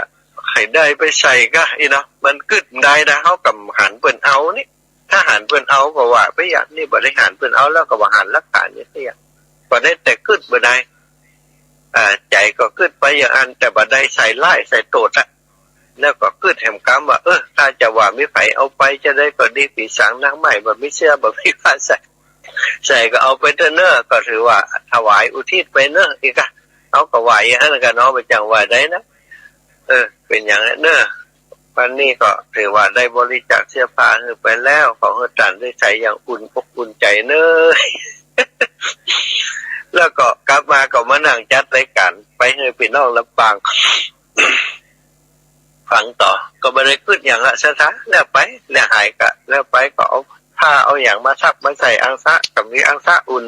แหมผืนอยู่แต่ว่าใจเป็นแบบเสื้อที่หุ้มของหุ้มอย่างมานะก็นั่งจัดรายการไปก็มาคิดไปอย่างนั้นว่าสายถ้าผีแต่ก็ดุอะละโลกันอะละโลนะแต่ถ้าบ่ใจผีแต่นี่ก็ โอ้นี่กำลังใจของแต่ใกล้นะแค่ว่ามาทุดงหาปัจจัยอย่างมุนี่บ่ฮู้อีเนาะก็ขึ้นไปอย่างนั้นละนะเป็นเรื่องธรรมดาซะนะวินทปันเขาเจอเหตุการณ์อย่างอี้นี่เขาก็บ่เจอกับแต่แต่ผีหลอกลักษณะนี้บ่เคยเจอกับแต่พอเจอแล้วก็ก็แล้วแต่เปิ้นเนาะแล้วแต่ผีก็แล้วกันแล้วแต่คุณผีจะเอาไป มาเรียกก็ใส่อุ่นเพิ่นก็เฮาขอแจ้งว่าเจ้ามาที่แรกก็จะผู้กล่าวลากันสักน้อยอีน่ะขึ้นไปขึ้นมาเปิ้นก็ลงเล่งอู้กันอยู่แล้วเสร็จจากนั้นอาตมาก็ตอนนั้นอาตมาก็บ่จังว่าจะได้เนาะแล้วไปอันเปิ้นก็กลับปากันออกไปบิณฑบาตตั้งแต่เจ้ามืดเนาะเจ้ามืดเปิ้นก็ออกไปแล้วประมาณนั้น6 โมงอีกแล้วนะ6 โมงยังมืดอยู่อ่ะเปิ้นก็ออกไปกันดับพอเปิ้นออกไปก็ดับปิ้งก็อาตมาก็เลย เนี่ยเก็บเข้าเก็บของอย่างตัวเก่าเก็บสัมภาระเรียบร้อยเข้าล้างหน้าล้างตาเรียบร้อยก็จะไปจะออกบิณฑบาตก็มีพอดีมีโยมโทรมาว่าที่บ้านเฮาจะบิณฑบาตเนอวันนี้เปิ่นตัวเจ้าที่หมู่บ้านเฮา3 ตนท่านพระอธิการบุญเลิศตุลุงสงวนตุปิดมเปิ่นจะบิณฑบาตที่บ้านติ้วตรงโป่งห้วยน้ำเย็นตรงหลงนะเพื่อจะเอาสตังค์มาจ่วยทาสีโรงเรียนว่าเต็มมีไผประชาสัมพันธ์เพื่อกำเตือนิมนต์อาจารย์อัดคลิปสักคลิปหนึ่งวะส่งมาจะไปบิณฑบาตอยู่ฮะนะเอาบาทกล้องขอเรียบร้อยแล้วล่ะซะตาก็เลยว่าใหญ่ใดถ้าไปบิณฑบาตในไปตัวก็อายเปิ้นก็เลยอัดคลิปเสียงส่งไปที่หมู่บ้านที่เขาไปเปิดกระจายเสียงนำมันขบวนเปิ้นบิณฑบาตนะเพื่อจะเอาสตางค์มาจ่อยซื้อสีตาที่โรงเรียนอาคารเรียนแล้วก็หัวโรงเรียนเด้อแม่ยายพรจะหอมทาสีก็หอมเด้อตะกี้โทรมาแล้วนะจะโทรไปหาที่โรงอัดคลิปไปที่โรงเรียนเรียบร้อยปุ๊บมาขึ้นได้ว่าลองไปพอแหมกำร้อยแล้วบ่แล้วใจว่าผีแต่ก็บ่แต่ก็ไปพอไปส่องพอไปเดินพอแถวที่สักผ้าสักอย่างเดินมาพอบริเวณนั่นเผื่อมันจะตกเหี่ยตกหายนะก่อนจะใส่โตดเปิ้นนี่มันก็ต้องมีหลักฐานอย่างก่อนคือว่าหายแต่ไปแล้วก็ต่อไปพอคุยเมื่อไหร่จะท้าเลยก็เข้าใจแล้วผีแตะผีเอาไปแตะแล้วก็ออกบิณฑบาตมาเรื่อยๆศรัทธาก็ปะใส่คนที่เปิ้นขายโจกนะแต่เดินขายไปแล้วเปิ้นก็นิมนต์เปิ้นก็เอาโจกใส่เปิ้นก็ถามว่าอาจารย์ใจใครเด้อก็เจ้านะเขาก็ถามว่าแล้วแต่เปิ้นถามเขาก็ตอบว่าตามอัธยาศัยนะโยม เปิ้นก็ตามอัธยาศัยใส่ไข่ไปให้เหี่ยแก่นนี่นะแล้วไปก็เดินมาเรื่อยๆเดินมาก็ปะใส่คนเฒ่าติ้วหลานนั้นมาข้างตางท่านปะใส่ทุกเจ้าเปิ้นก็เอาข้าวมันใส่ให้เหี่ยแก่นนึงเดินไปแหมน้อยปะโยมเปิ้นก่ายไปเปิ้นนั้นไปซื้อของกาดมาหันแล้วเปิ้นก็จอดรถเอาบักนัดใส่ให้เหี่ยถุงนึงเขาก็เดินไปเรื่อยๆนี่ก็มีโยมเปิ้นเอาขนมนมเลยมาใส่เนาะนมขนมน้ำใส่เต็มละมีกับของที่ของฉันเนี่ยก็มีกับข้าวต้มถุงเดียวนะคำเป็นยังก็เดินไปเรื่อยๆก็ไปป้าใส่เตี๋ยเปิ้นขายของในกาดนะกาดเป็นกาดมั่วนะแต่ลึกเข้าไปอย่างเงี้ยแต่มีตั้งหน้าแบบกว้างตัวใดเดี๋ยวไปก็หันคนเปิ้นเข้าไปในกาดนั่นวุ่นๆแต่เฮาคิดในใจแล้วในอธิษฐานแล้วว่าถ้าเดินฝั่งใดก็จะเดินฝั่งนั้นสมมติว่าเดินเข้าข้างซ้ายก็เดินเลาะข้างซ้ายจะบอกไปทางขวาแล้วก็หันกาดหันลี้ก็จะมาเดินเข้าไปนอกจากว่าในกาดหรือว่าหน้ากาดเนี่ยนิยมนิมนต์เนอะอาจารย์เขาก็จะข้ามไปก็ได้ไป5 บาทเปิ่นติหน้ากาดนั่นก็ได้แต่นี่มีไผนิมนต์ก็เดินดุมไปฟังเสียงจะทั้งหลังก็บ่มีก็แล้วไปแต่ทั้งหลังก็จะข้ามไปอยู่นะมันจะได้สบายไปเลยจบไปเลยนะไปอยู่หน้ากาดกันเดียวแต่เขาก็ใส่ลุ่มลำแล้วนะแต่ที่นี่ในเมื่อบ่มีไผนิมนต์สัจจะเขาก็รักษาสัจจะเดินไปเรื่อยๆจนถึงปั๊มเอสโซที่เลยแยกที่จะเข้าไม่จันไปละปั๊มเอสโซไปถึงปั๊มเอสโซก็ไปแวะเข้าห้องน้ำแล้วก็หาว่าติมันเหมาะสมดิจะฉันเข้าเนี่ยมิตรก็ฉันแต่อันนี้นะไปถึงปั๊มเลยก็แวะเข้าไปปูผ้าเพื่อจะฉันที่ฮะก็มีโยมน้องชบาสุธาหลวงซึ่งเพื่อนท่าน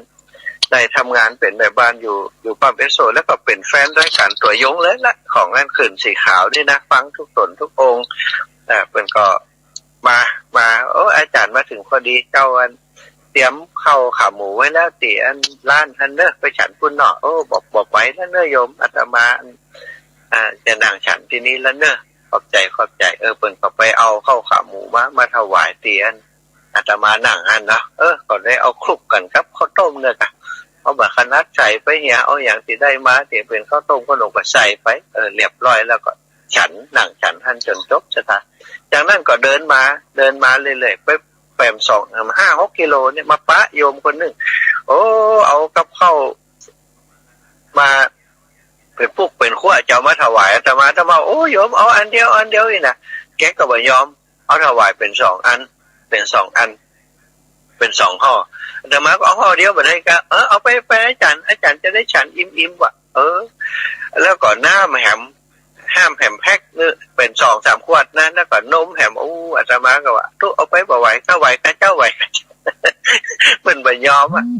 ก็ถวายอาตมาก็ฮือปอนเพิ่นแล้วก็เพิ่นก็ถามว่าเป็นจะได้ฟ้องก็เล่าให้เพิ่นฟังพอสมควรแล้วเพิ่นก็ถามว่านอนไหนอีนะนอนปัจจาติปุ้นนี่นายก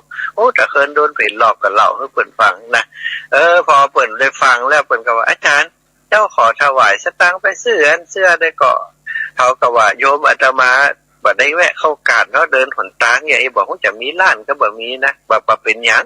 การอาตมาก็ตั้งใจไว้แล้วถ้าปะร้านก็จะซื้ออีน่ะเพิ่นว่าอันเดี๋ยวเจ้าจะไปขอก็แล้วกันอีน่ะเพิ่น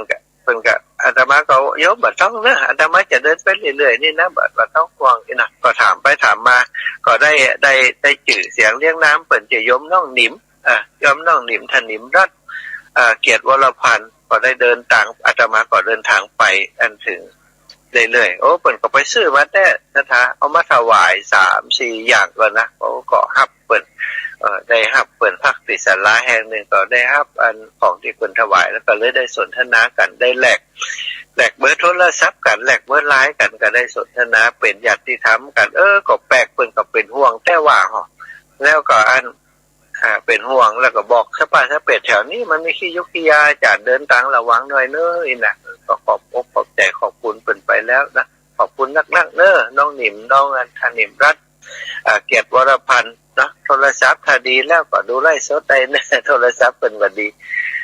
ก็ได้เดินทางมาจนถึงวันแล้งมาป้าใส่อันซ้อหาป้าจ้าบ่ป้าตาเพิ่นบอกว่าป้าจ้าอยู่หันแต่สาอยู่ในลึกลงไปพอที่ไหนก็บ่หันเดินมาจนก็จะค่ำแล้วมาปะปุ่มไม้อยู่จุดหนึ่งก็เลยแวะเข้ามาดูว่าเป็นสวนเป็นอย่างเพิ่นก็จ้าพระโยมที่เพิ่นดูแลอยู่เพิ่นว่าอาจารย์อันภาคนี้ก็ได้เด้อเจ้าเป็นสวนกาแฟนะก็เลยเข้ามาพักที่อันที่เข้าไปหาเพิ่นนะก็เพิ่นก็อนุญาตให้พักก็เลยได้เข้ามาพักเป็นสวนกาแฟของเจ้าบ้านซะนะแล้วอันมีก็ไว้ใหญ่อยู่ด้วยก็เลยมาพักอยู่หลุมไม้นี้ที่นี่ในคืนที่ผ่านมาฉะนั้นก็วันนี้ก็เอาบุญมาฝากนะบุญทุดงควัตมาฝากศรัทธาญาติโยมทั้งหลายเดี๋ยวนี้อาตมาก็ใกล้ถึงแม่สายแล้วแหม12 กิโลบ่ได้วันพุธวันเนี้ยเนาะฝั่งเจ้ากันเดี๋ยวจัดรายการเรียบร้อยแล้วก็จะนั่งเก็บผ้าเก็บผ่อนเก็บปอบเก็บครัวเรียบร้อยรวมๆไว้6:30จะออกเดินทางไปไปถึงแม่สายคงจะถึงเจ้านี่ละฉันเพนที่แม่สายจากนั้นก็จะเดินทางต่อไปมุ่งตรงไปทางเจียงแสนเจียงคำเจียงสองพุ่นน่ะเนอะจะตาไผมีบ้านอยู่ทางพุ่นไผที่ฟังรายการตอนเจ้าเนี่ยมีโยมแม่สุนานะกุเตือโทรมาจะดีช่วงนี้อาตมาเดินทางมาถึงเพศแล้วอีแม่เปิ้นว่าเปิ้นอยู่ทางเพศละบ่ฮู้อยู่ทัดใดแต่เปิ้นก็บ่โทรมากับแต่ก็เลยอาจจะต้องผ่านบ้านอีแม่ไปเห็นแล้วก็แล้วไปเนอะอะไรถ้าฟังรายการตอนเจ้านี่อยู่ก็โทรมาจริงนะอาตมาจะเดินทางไปสายนี้ไปอยู่ตั้งแม่สายอยู่ตั้งเจียงหาอยู่ตั้งเจียงแสนที่ฟังรายการอยู่ก็โทรมาจิ้มเดียวถ้าจะได้ครูบาอาจารย์เข้ารายการก็แจ้งบอกจิ้มก็ได้อาตมาจะไปตั้งเจียงแสนตอนนี้ตัวลุงเปิดให้เวลามา13 นาทีเนี่ยสถาก็ถือว่าต่อไปก็จะเป็นตัวลุงเด้อสถาก็โทรมาหาติดตัวลุงกันแล้วกันแล้วเปิดสายถวายความเคารพกับตัวลุงเป็นอย่างสูงนะครับแล้วก็ขอบคืนรายการคือเด้อสถาทั้งหลายจัตตาโรธรรมาวัฏันติอายุวันโนสุขังพะลังสาธุสาธุสาธุโธศรัทธาญาติโยมก็ได้ฟังเนาะทัศสำเนงเสียงของอาจารย์มหาสมชาติท่านพระมหาสมชาติชาตปัญโยหลากหลายเนอะวันที่เปิ้นมามาจาก็ตุลุงก็ถวายเวลาหือเปิ้นว่าจะหือเปิ้นเปิดสายซะหน่อย แต่เปิ้นก็ตามเวลาของเปิ้นเนาะก็หลากหลายว่าผีมีจริงเนอะสถาเนอะ เนาะก็เป็นธรรมดาก็ไปอยู่ภพภูมิที่เปิ้นอยู่นี่เนาะ ก็มีพองก็ขอเป็นกำลังใจให้ท่านมหาด้วยเด้อได้เดินญาตราเพื่อการศึกษาคนเฮานี้ก็คือไป ปิ้นโฮมไปอย่างนึงเฮาก็โฮมไปอย่างนึงแน่เนาะเปิ้นโฮมไปตั้งเตียวเป็นพันกิโลเนาะหุ่นจะโฮมแบบอีนี่หายากของเด้อนักเดินน่องเหล็ก นักเดินน้องเล็กแตะต้องขอบผู้จานำจิตนำใจอาจารย์ท่านพระมหาสมชาติชาตปัญโยเนอสถาก็กระเพิ่นเดินยาตราไปดันใดก็จะไม่ลืมเนอเอาน้ำเอาย้ำมาถวายเพิ่นเดินประการกุศลอะไรนี่เพิ่นก็เดินมาตีวัดไฟหินเฮาเนาะตีเปิ้นได้ตั้งวิทยุนะไปสนับสนุนปัจจัยบำรุงสถานีการนำกาไฟโดยนะแล้วก็จากหันก็เดินไปปุ่นเมืองฝางนะที่วัดพระบาทอุดมนำบ่อซาวาเพิ่นก็ได้ไปนำปัจจัยไปที่วัดพระบาทอุดมโดยโอ้แกก็มีความตั้งใจแท้เนาะแล้วเดี๋ยวนี้ก็เดินไปปุ่นแล้วเนอะแม่จันบ่แล้วเนอะอำเภอแม่จันก็ปุ่นเพิ่นจะมาปะกันก็วันที่13เนอะศรัทธามาปะกันที่ดอยนางแก้วนะพาม่อนสีสองเมืองปะกันหันวันที่13เพิ่นจะมาและตัวลุงเขาไปวันที่12เนาะ14ก็ไปปะกันที่หันที่นำที่ดอยนางแก้วเนาะศรัทธาเนาะก็เป็นการที่ว่าเฮาได้ไปรวมบุญกุศลกันที่ดอยนางแก้วเดี๋ยวกันเนอสายไปเข้ามาจ้ะเจริญปอนแกะไหนจะลงแม่ยายปันนะยายปันเนาะให้หูเล็กโทรมาอินดูคนบอกมาสมชาติเนี่ยตัวลุง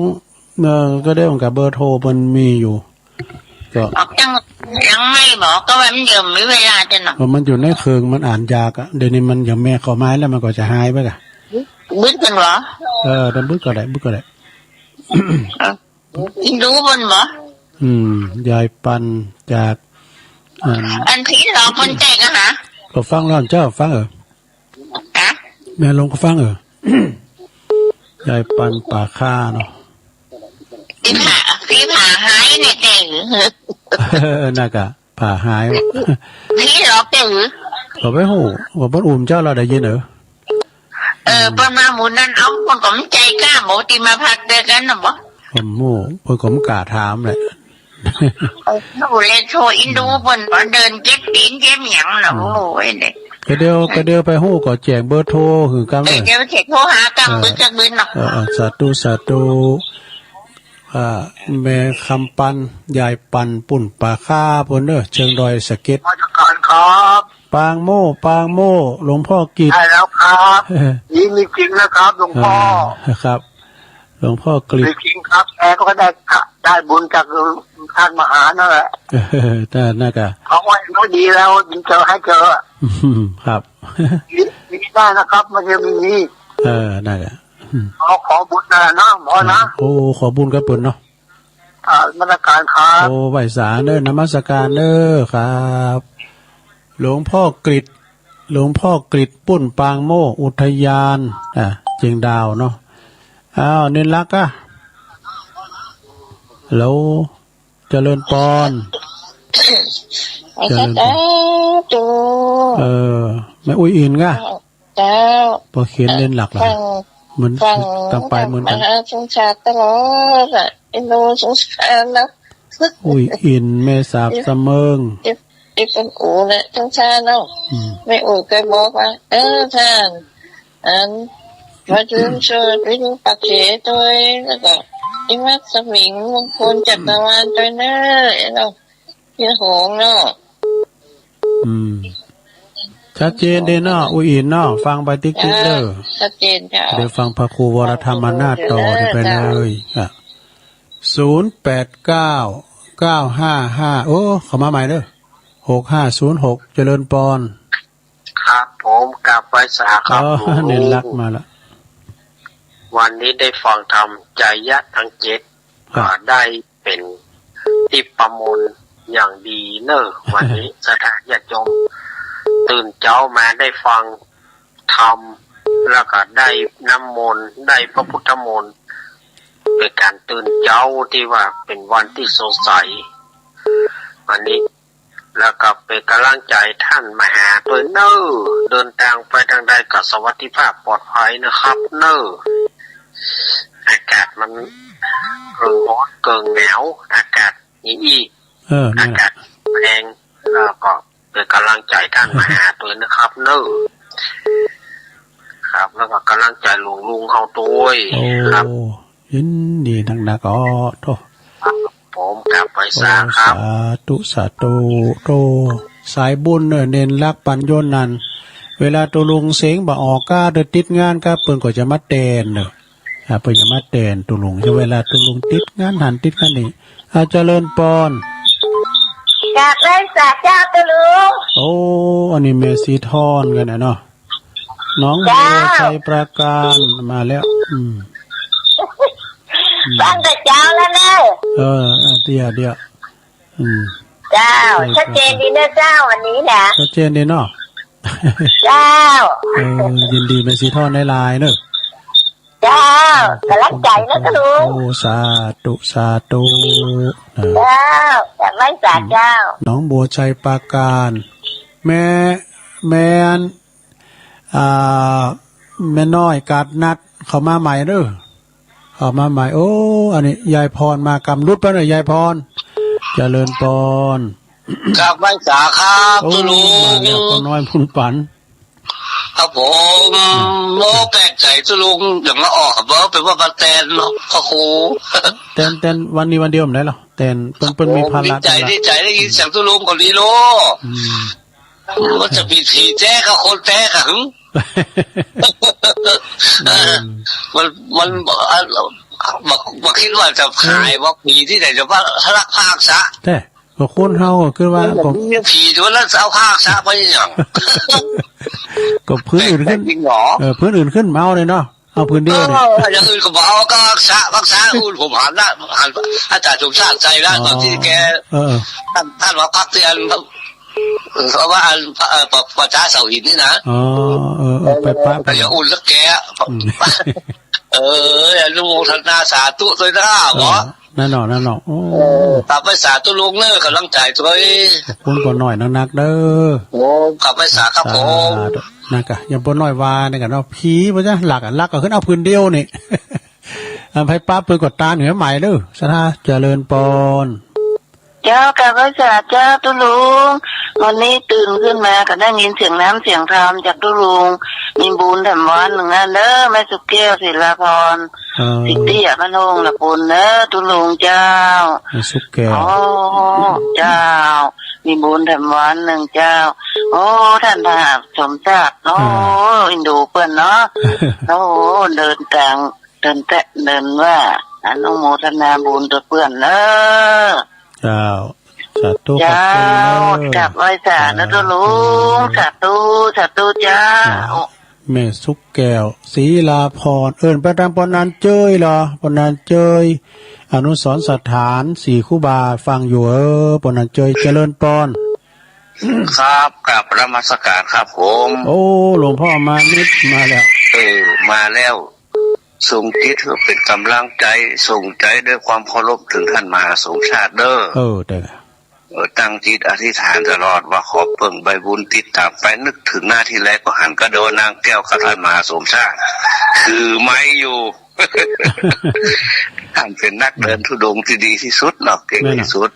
คนหนึ่งในภาคเหนือของเราเนาะหาได้ยากเลยยากแต่บ่มีเลยก็น่ะเดี๋ยวเดินไปถึงนครศรีธรรมราชปักใต้เลยนะเนาะบอกไปป้อก็เดินจากดอยนะแก้วทะลุถึงเชียงรายไปก็พักไปแรมไปเนาะตามโสสาปาจาทั้งหลายเพื่อแผ่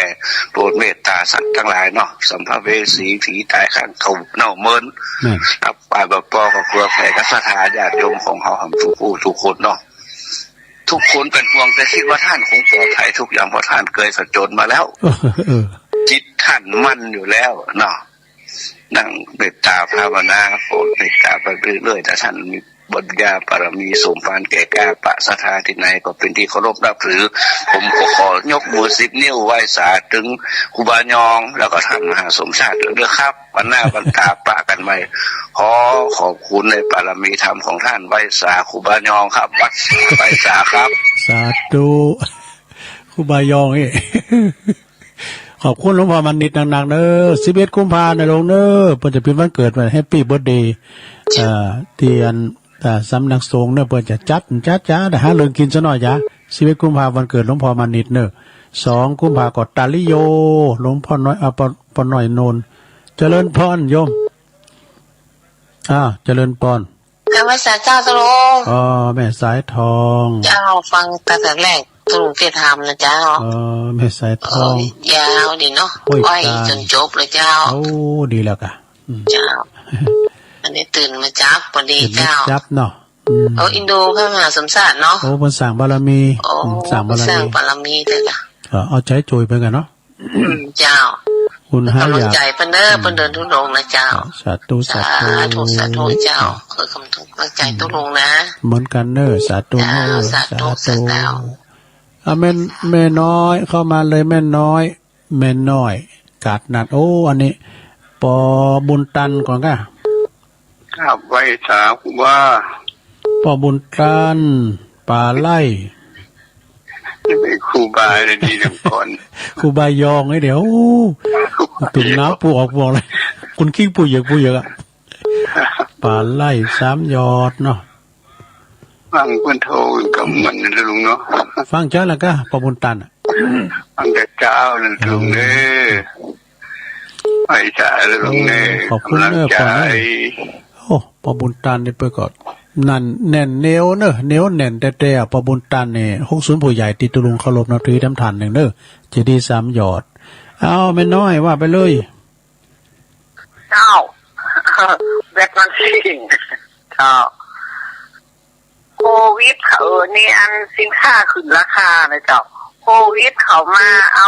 พี่น้องญาติคนป้องพี่น้องทั้งหลายราคาสินค้าลงตึงปัจจัยปากันขึ้นไปจนหมดจนเสี่ยง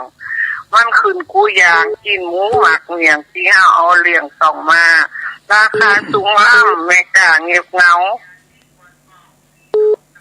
ประเทศไทยเฮาไปจัดอยู่ใดคนสุขคนจนปากันเดือดใหม่พอไปตังใดมืดมีแต่ธรรมะพอหนาจะคิดเอาเป็นไม่ใส่น้ำตาลเจอกรรมพุทธะอย่าได้คัดขวางขอจักน้ำตาลสดใสปิ่งปล่อยหรือสมถะมีหน่อยใจหน่อยมีรอยใจร้อยมดจ่อยเนินนายเจ้ากึ่งเดียวนะเจ้าเนาะกรรมว่าไม่ใส่เป็นของภาษาไทยนะเนาะภาษาย่องคนหอไม่เคเนาะเจ้าไม่ไต่ไม่เคเนาะไม่เคปุ่นอันปากการนำกรรมน้องบิวก็จะไปว่าอันปุ่นนะตีโดยนางแก้ว18 19พุ่นเนาะ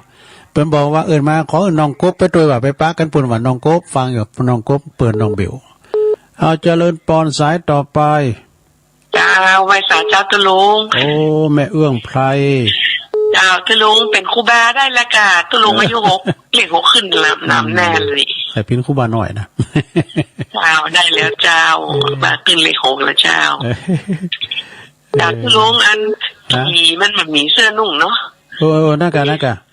มันต้องมีดูในธรรมนะก่อนในธรรมนี่ปั้นน่ะสูตรยังไงเนาะแต่เนาะที่ปอเศรษฐีแม่เศรษฐีไปมีเพิ่นเสื้อผ้าครูบานุ่งมีขอนำโภชนาอาหารตามเนี่ยเนาะน่ากะก็เลยมาบอกมาเข้าฝันคือทั้ง2ลูกสาวทั้ง2น่ะเนาะแล้วพระอาจารย์มันก็ได้ทราบแล้วเหรอมีคนมาตามให้เปิดแล้วเหรออบอุ่นเลยเนาะอันนี้สงแห้งนะเนาะอันนี้สงแห้งแต้ๆเลยฟังนี่เนี่ยเจ้าจะไปวางตู้เจ้านะก็ไม่ได้นี่เพราะว่าเปิ้นก็เอาไปกันนะเอาไปขึ้นเอาปืนเดียวนี่น่ะหมูเนี่ยหมูเนาะเจ้าเติ้ลเอาเปิ้นก็ได้5อันนี้สกุลที่สงเปิ้นแห้งเปิ้นก็ได้5พลาดใหม่แล้วเหรอก็ท่านมหาก็แผ่บุญไปแล้วเหรอเอาไปเตออันเนี้ยได้ตานเสื้อผ้าอาภรณ์เนี่ยเนาะแม่เปิ้นตามมีความตั้งใจสูงเนาะโอ้เจตนาสูงแต่เจ้าเป็นกำลังใจเนอะพระมหาแล้วก็ตุลุงเป็นนะเจ้าโอ้ขอบคุณแม่เนอะไว้สาเจ้าแม่เอื้องไพชัยยองนะดงฤาษีนะบ้านหงเนาะมึนๆให้เปิ้นก็มาหยอดได้เด้อนึงเอาสายต่อไปเจริญปอนโอ้บุญมีมาแล้วเจ้าบุญตันบุญปันเดี๋ยวนี้บุญมีมา3บุญแล้วเด้อครับบุญมีบุญมีมาบุญมีรัตนคำแปง เมืองกลางอากาศพอดีเนาะพอดีมันพอหนาวเหรอพอหนาวมึงปอเนี่ยปอครับโอ้ฟังครับกูลุงก็ไม่เจ้าเลยโอ้แต่กะฟังไปเดี๋ยวฟังท่านพระครูวรธรรมนาถต่อเลยเนอะ5 โมงในสไลด์สถานีอันนั้นเป็นเศร้ากว่าสถานีอันนี้เก่าสถานีอยู่เนาะขอบคุณปอบุญมีเนอขอบคุณสาธุกับลุงสีสลอซอซึงก้าห้องเพลงก้าแปลงน้ำบยได้หมดอ่ะนะปอบุญมีนี่นะเงาเสียงของสมยศทัศนพันธ์นมัสการเจ้ายายพรมัสการเจ้านี่นี้ร้องวัวแดงถ้าว่าเปิ้นอู่ก็ไปโทรเปิ้นเด้อถ้ามาหาเปิ้นอู่เจ้าถ้าเปิ้นอู่ก็ไปโทรหาเปิ้นเด้อใช่ไอ้ฮะว่าหยัง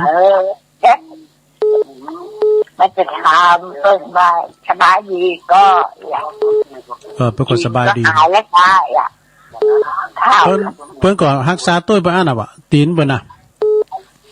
เปิ้นสดาญาติโยมเอายามาถวายปอขายอยู่เพราะมันหนักลำไปก็จะขายกับปออยู่คนเขาจนบุญลูกจนบุญอย่าบ้านตกหายอ่ะแม่พรเหรอสบายดีเนาะรับดีอ่ะรับดีการรับตื่นพองอันเนาะเร็วๆเด้อ14เด้อ14กุมภาพันธ์กัน14กุมภาพันธ์ไปตัวใหญ่หน่อยไปตัวแม่หน่อยบุญยวงแซ่พันไปหัวคันไปอ่ะแม่ยายพรก็ขี่เครื่องบินไปกะลูกต้องรถกินแต่ตัวจีนโอ้ยเสียดายเปิ้นได้อ่างเป้ากันได้ตัวลุมได้กำแล้วปุ่นอ่ะตางานหอมบุญว่าปุโตเจ้าโซเพิ่นเข้าหาอาจจะลูกเป็นกันลูกเป็นแล้วก็ไปคือเขาลายๆเด้อยายพรมัมอ้าวตาอีเกินเด้อผู้โครงกันเด้อนมัสการเจ้าโถเพิ่นอยู่เฮือนใหม่แล้วยายพรนี่น่ะเจริญปอนไฟสาครูวายองโอ้แม่จันฟองแม่จันฟองแจ้ห่มช้างโยเด่นในโทรกันเลยโทรไปทางปูนในโทรหมันได้แต่ไปดังครูบาหน่อยครับพุ่นน่ะเนาะบาก็ได้ยินอยู่ทุลุงก็ฟังบ่ล่ะตุเจ้าน้อยนะ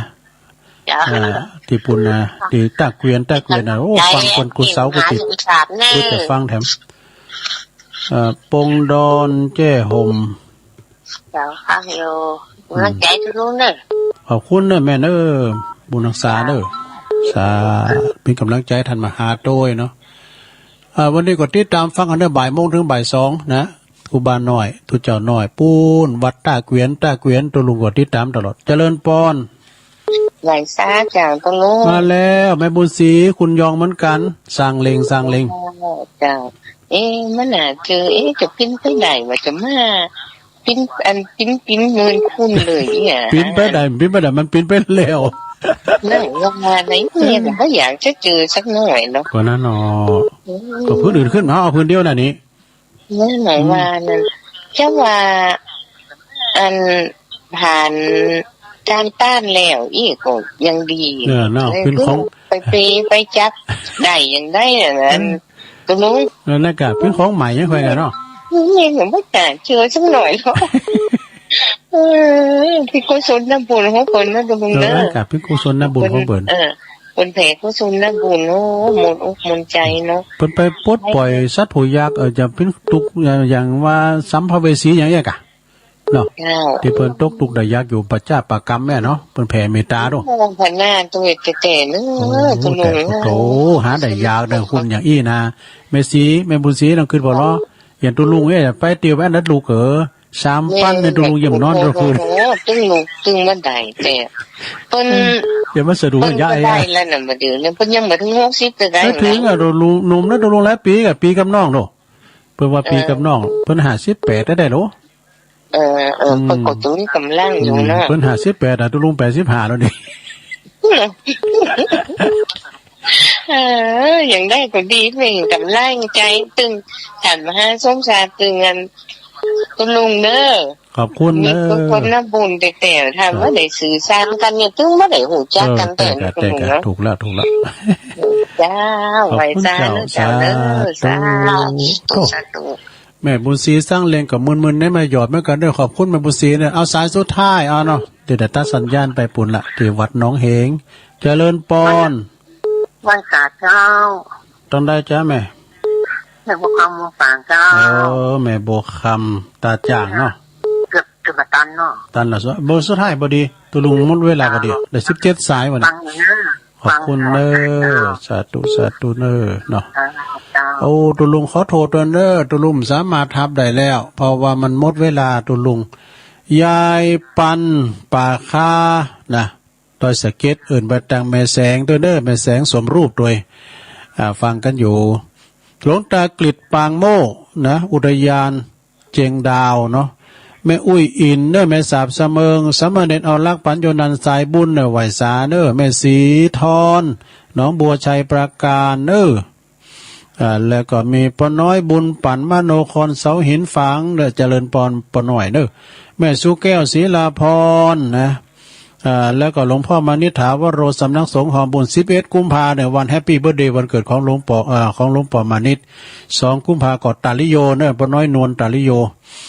ว่าแล้วก็สาธิกาก็แม่สายทองธัญญาแก้วป่อบุญตันป่าไร่จริสัมยอดแม่น้อยกาดนัดเด้อเปิ้นอู่เรื่องสินค้าราคาแพงว่ะ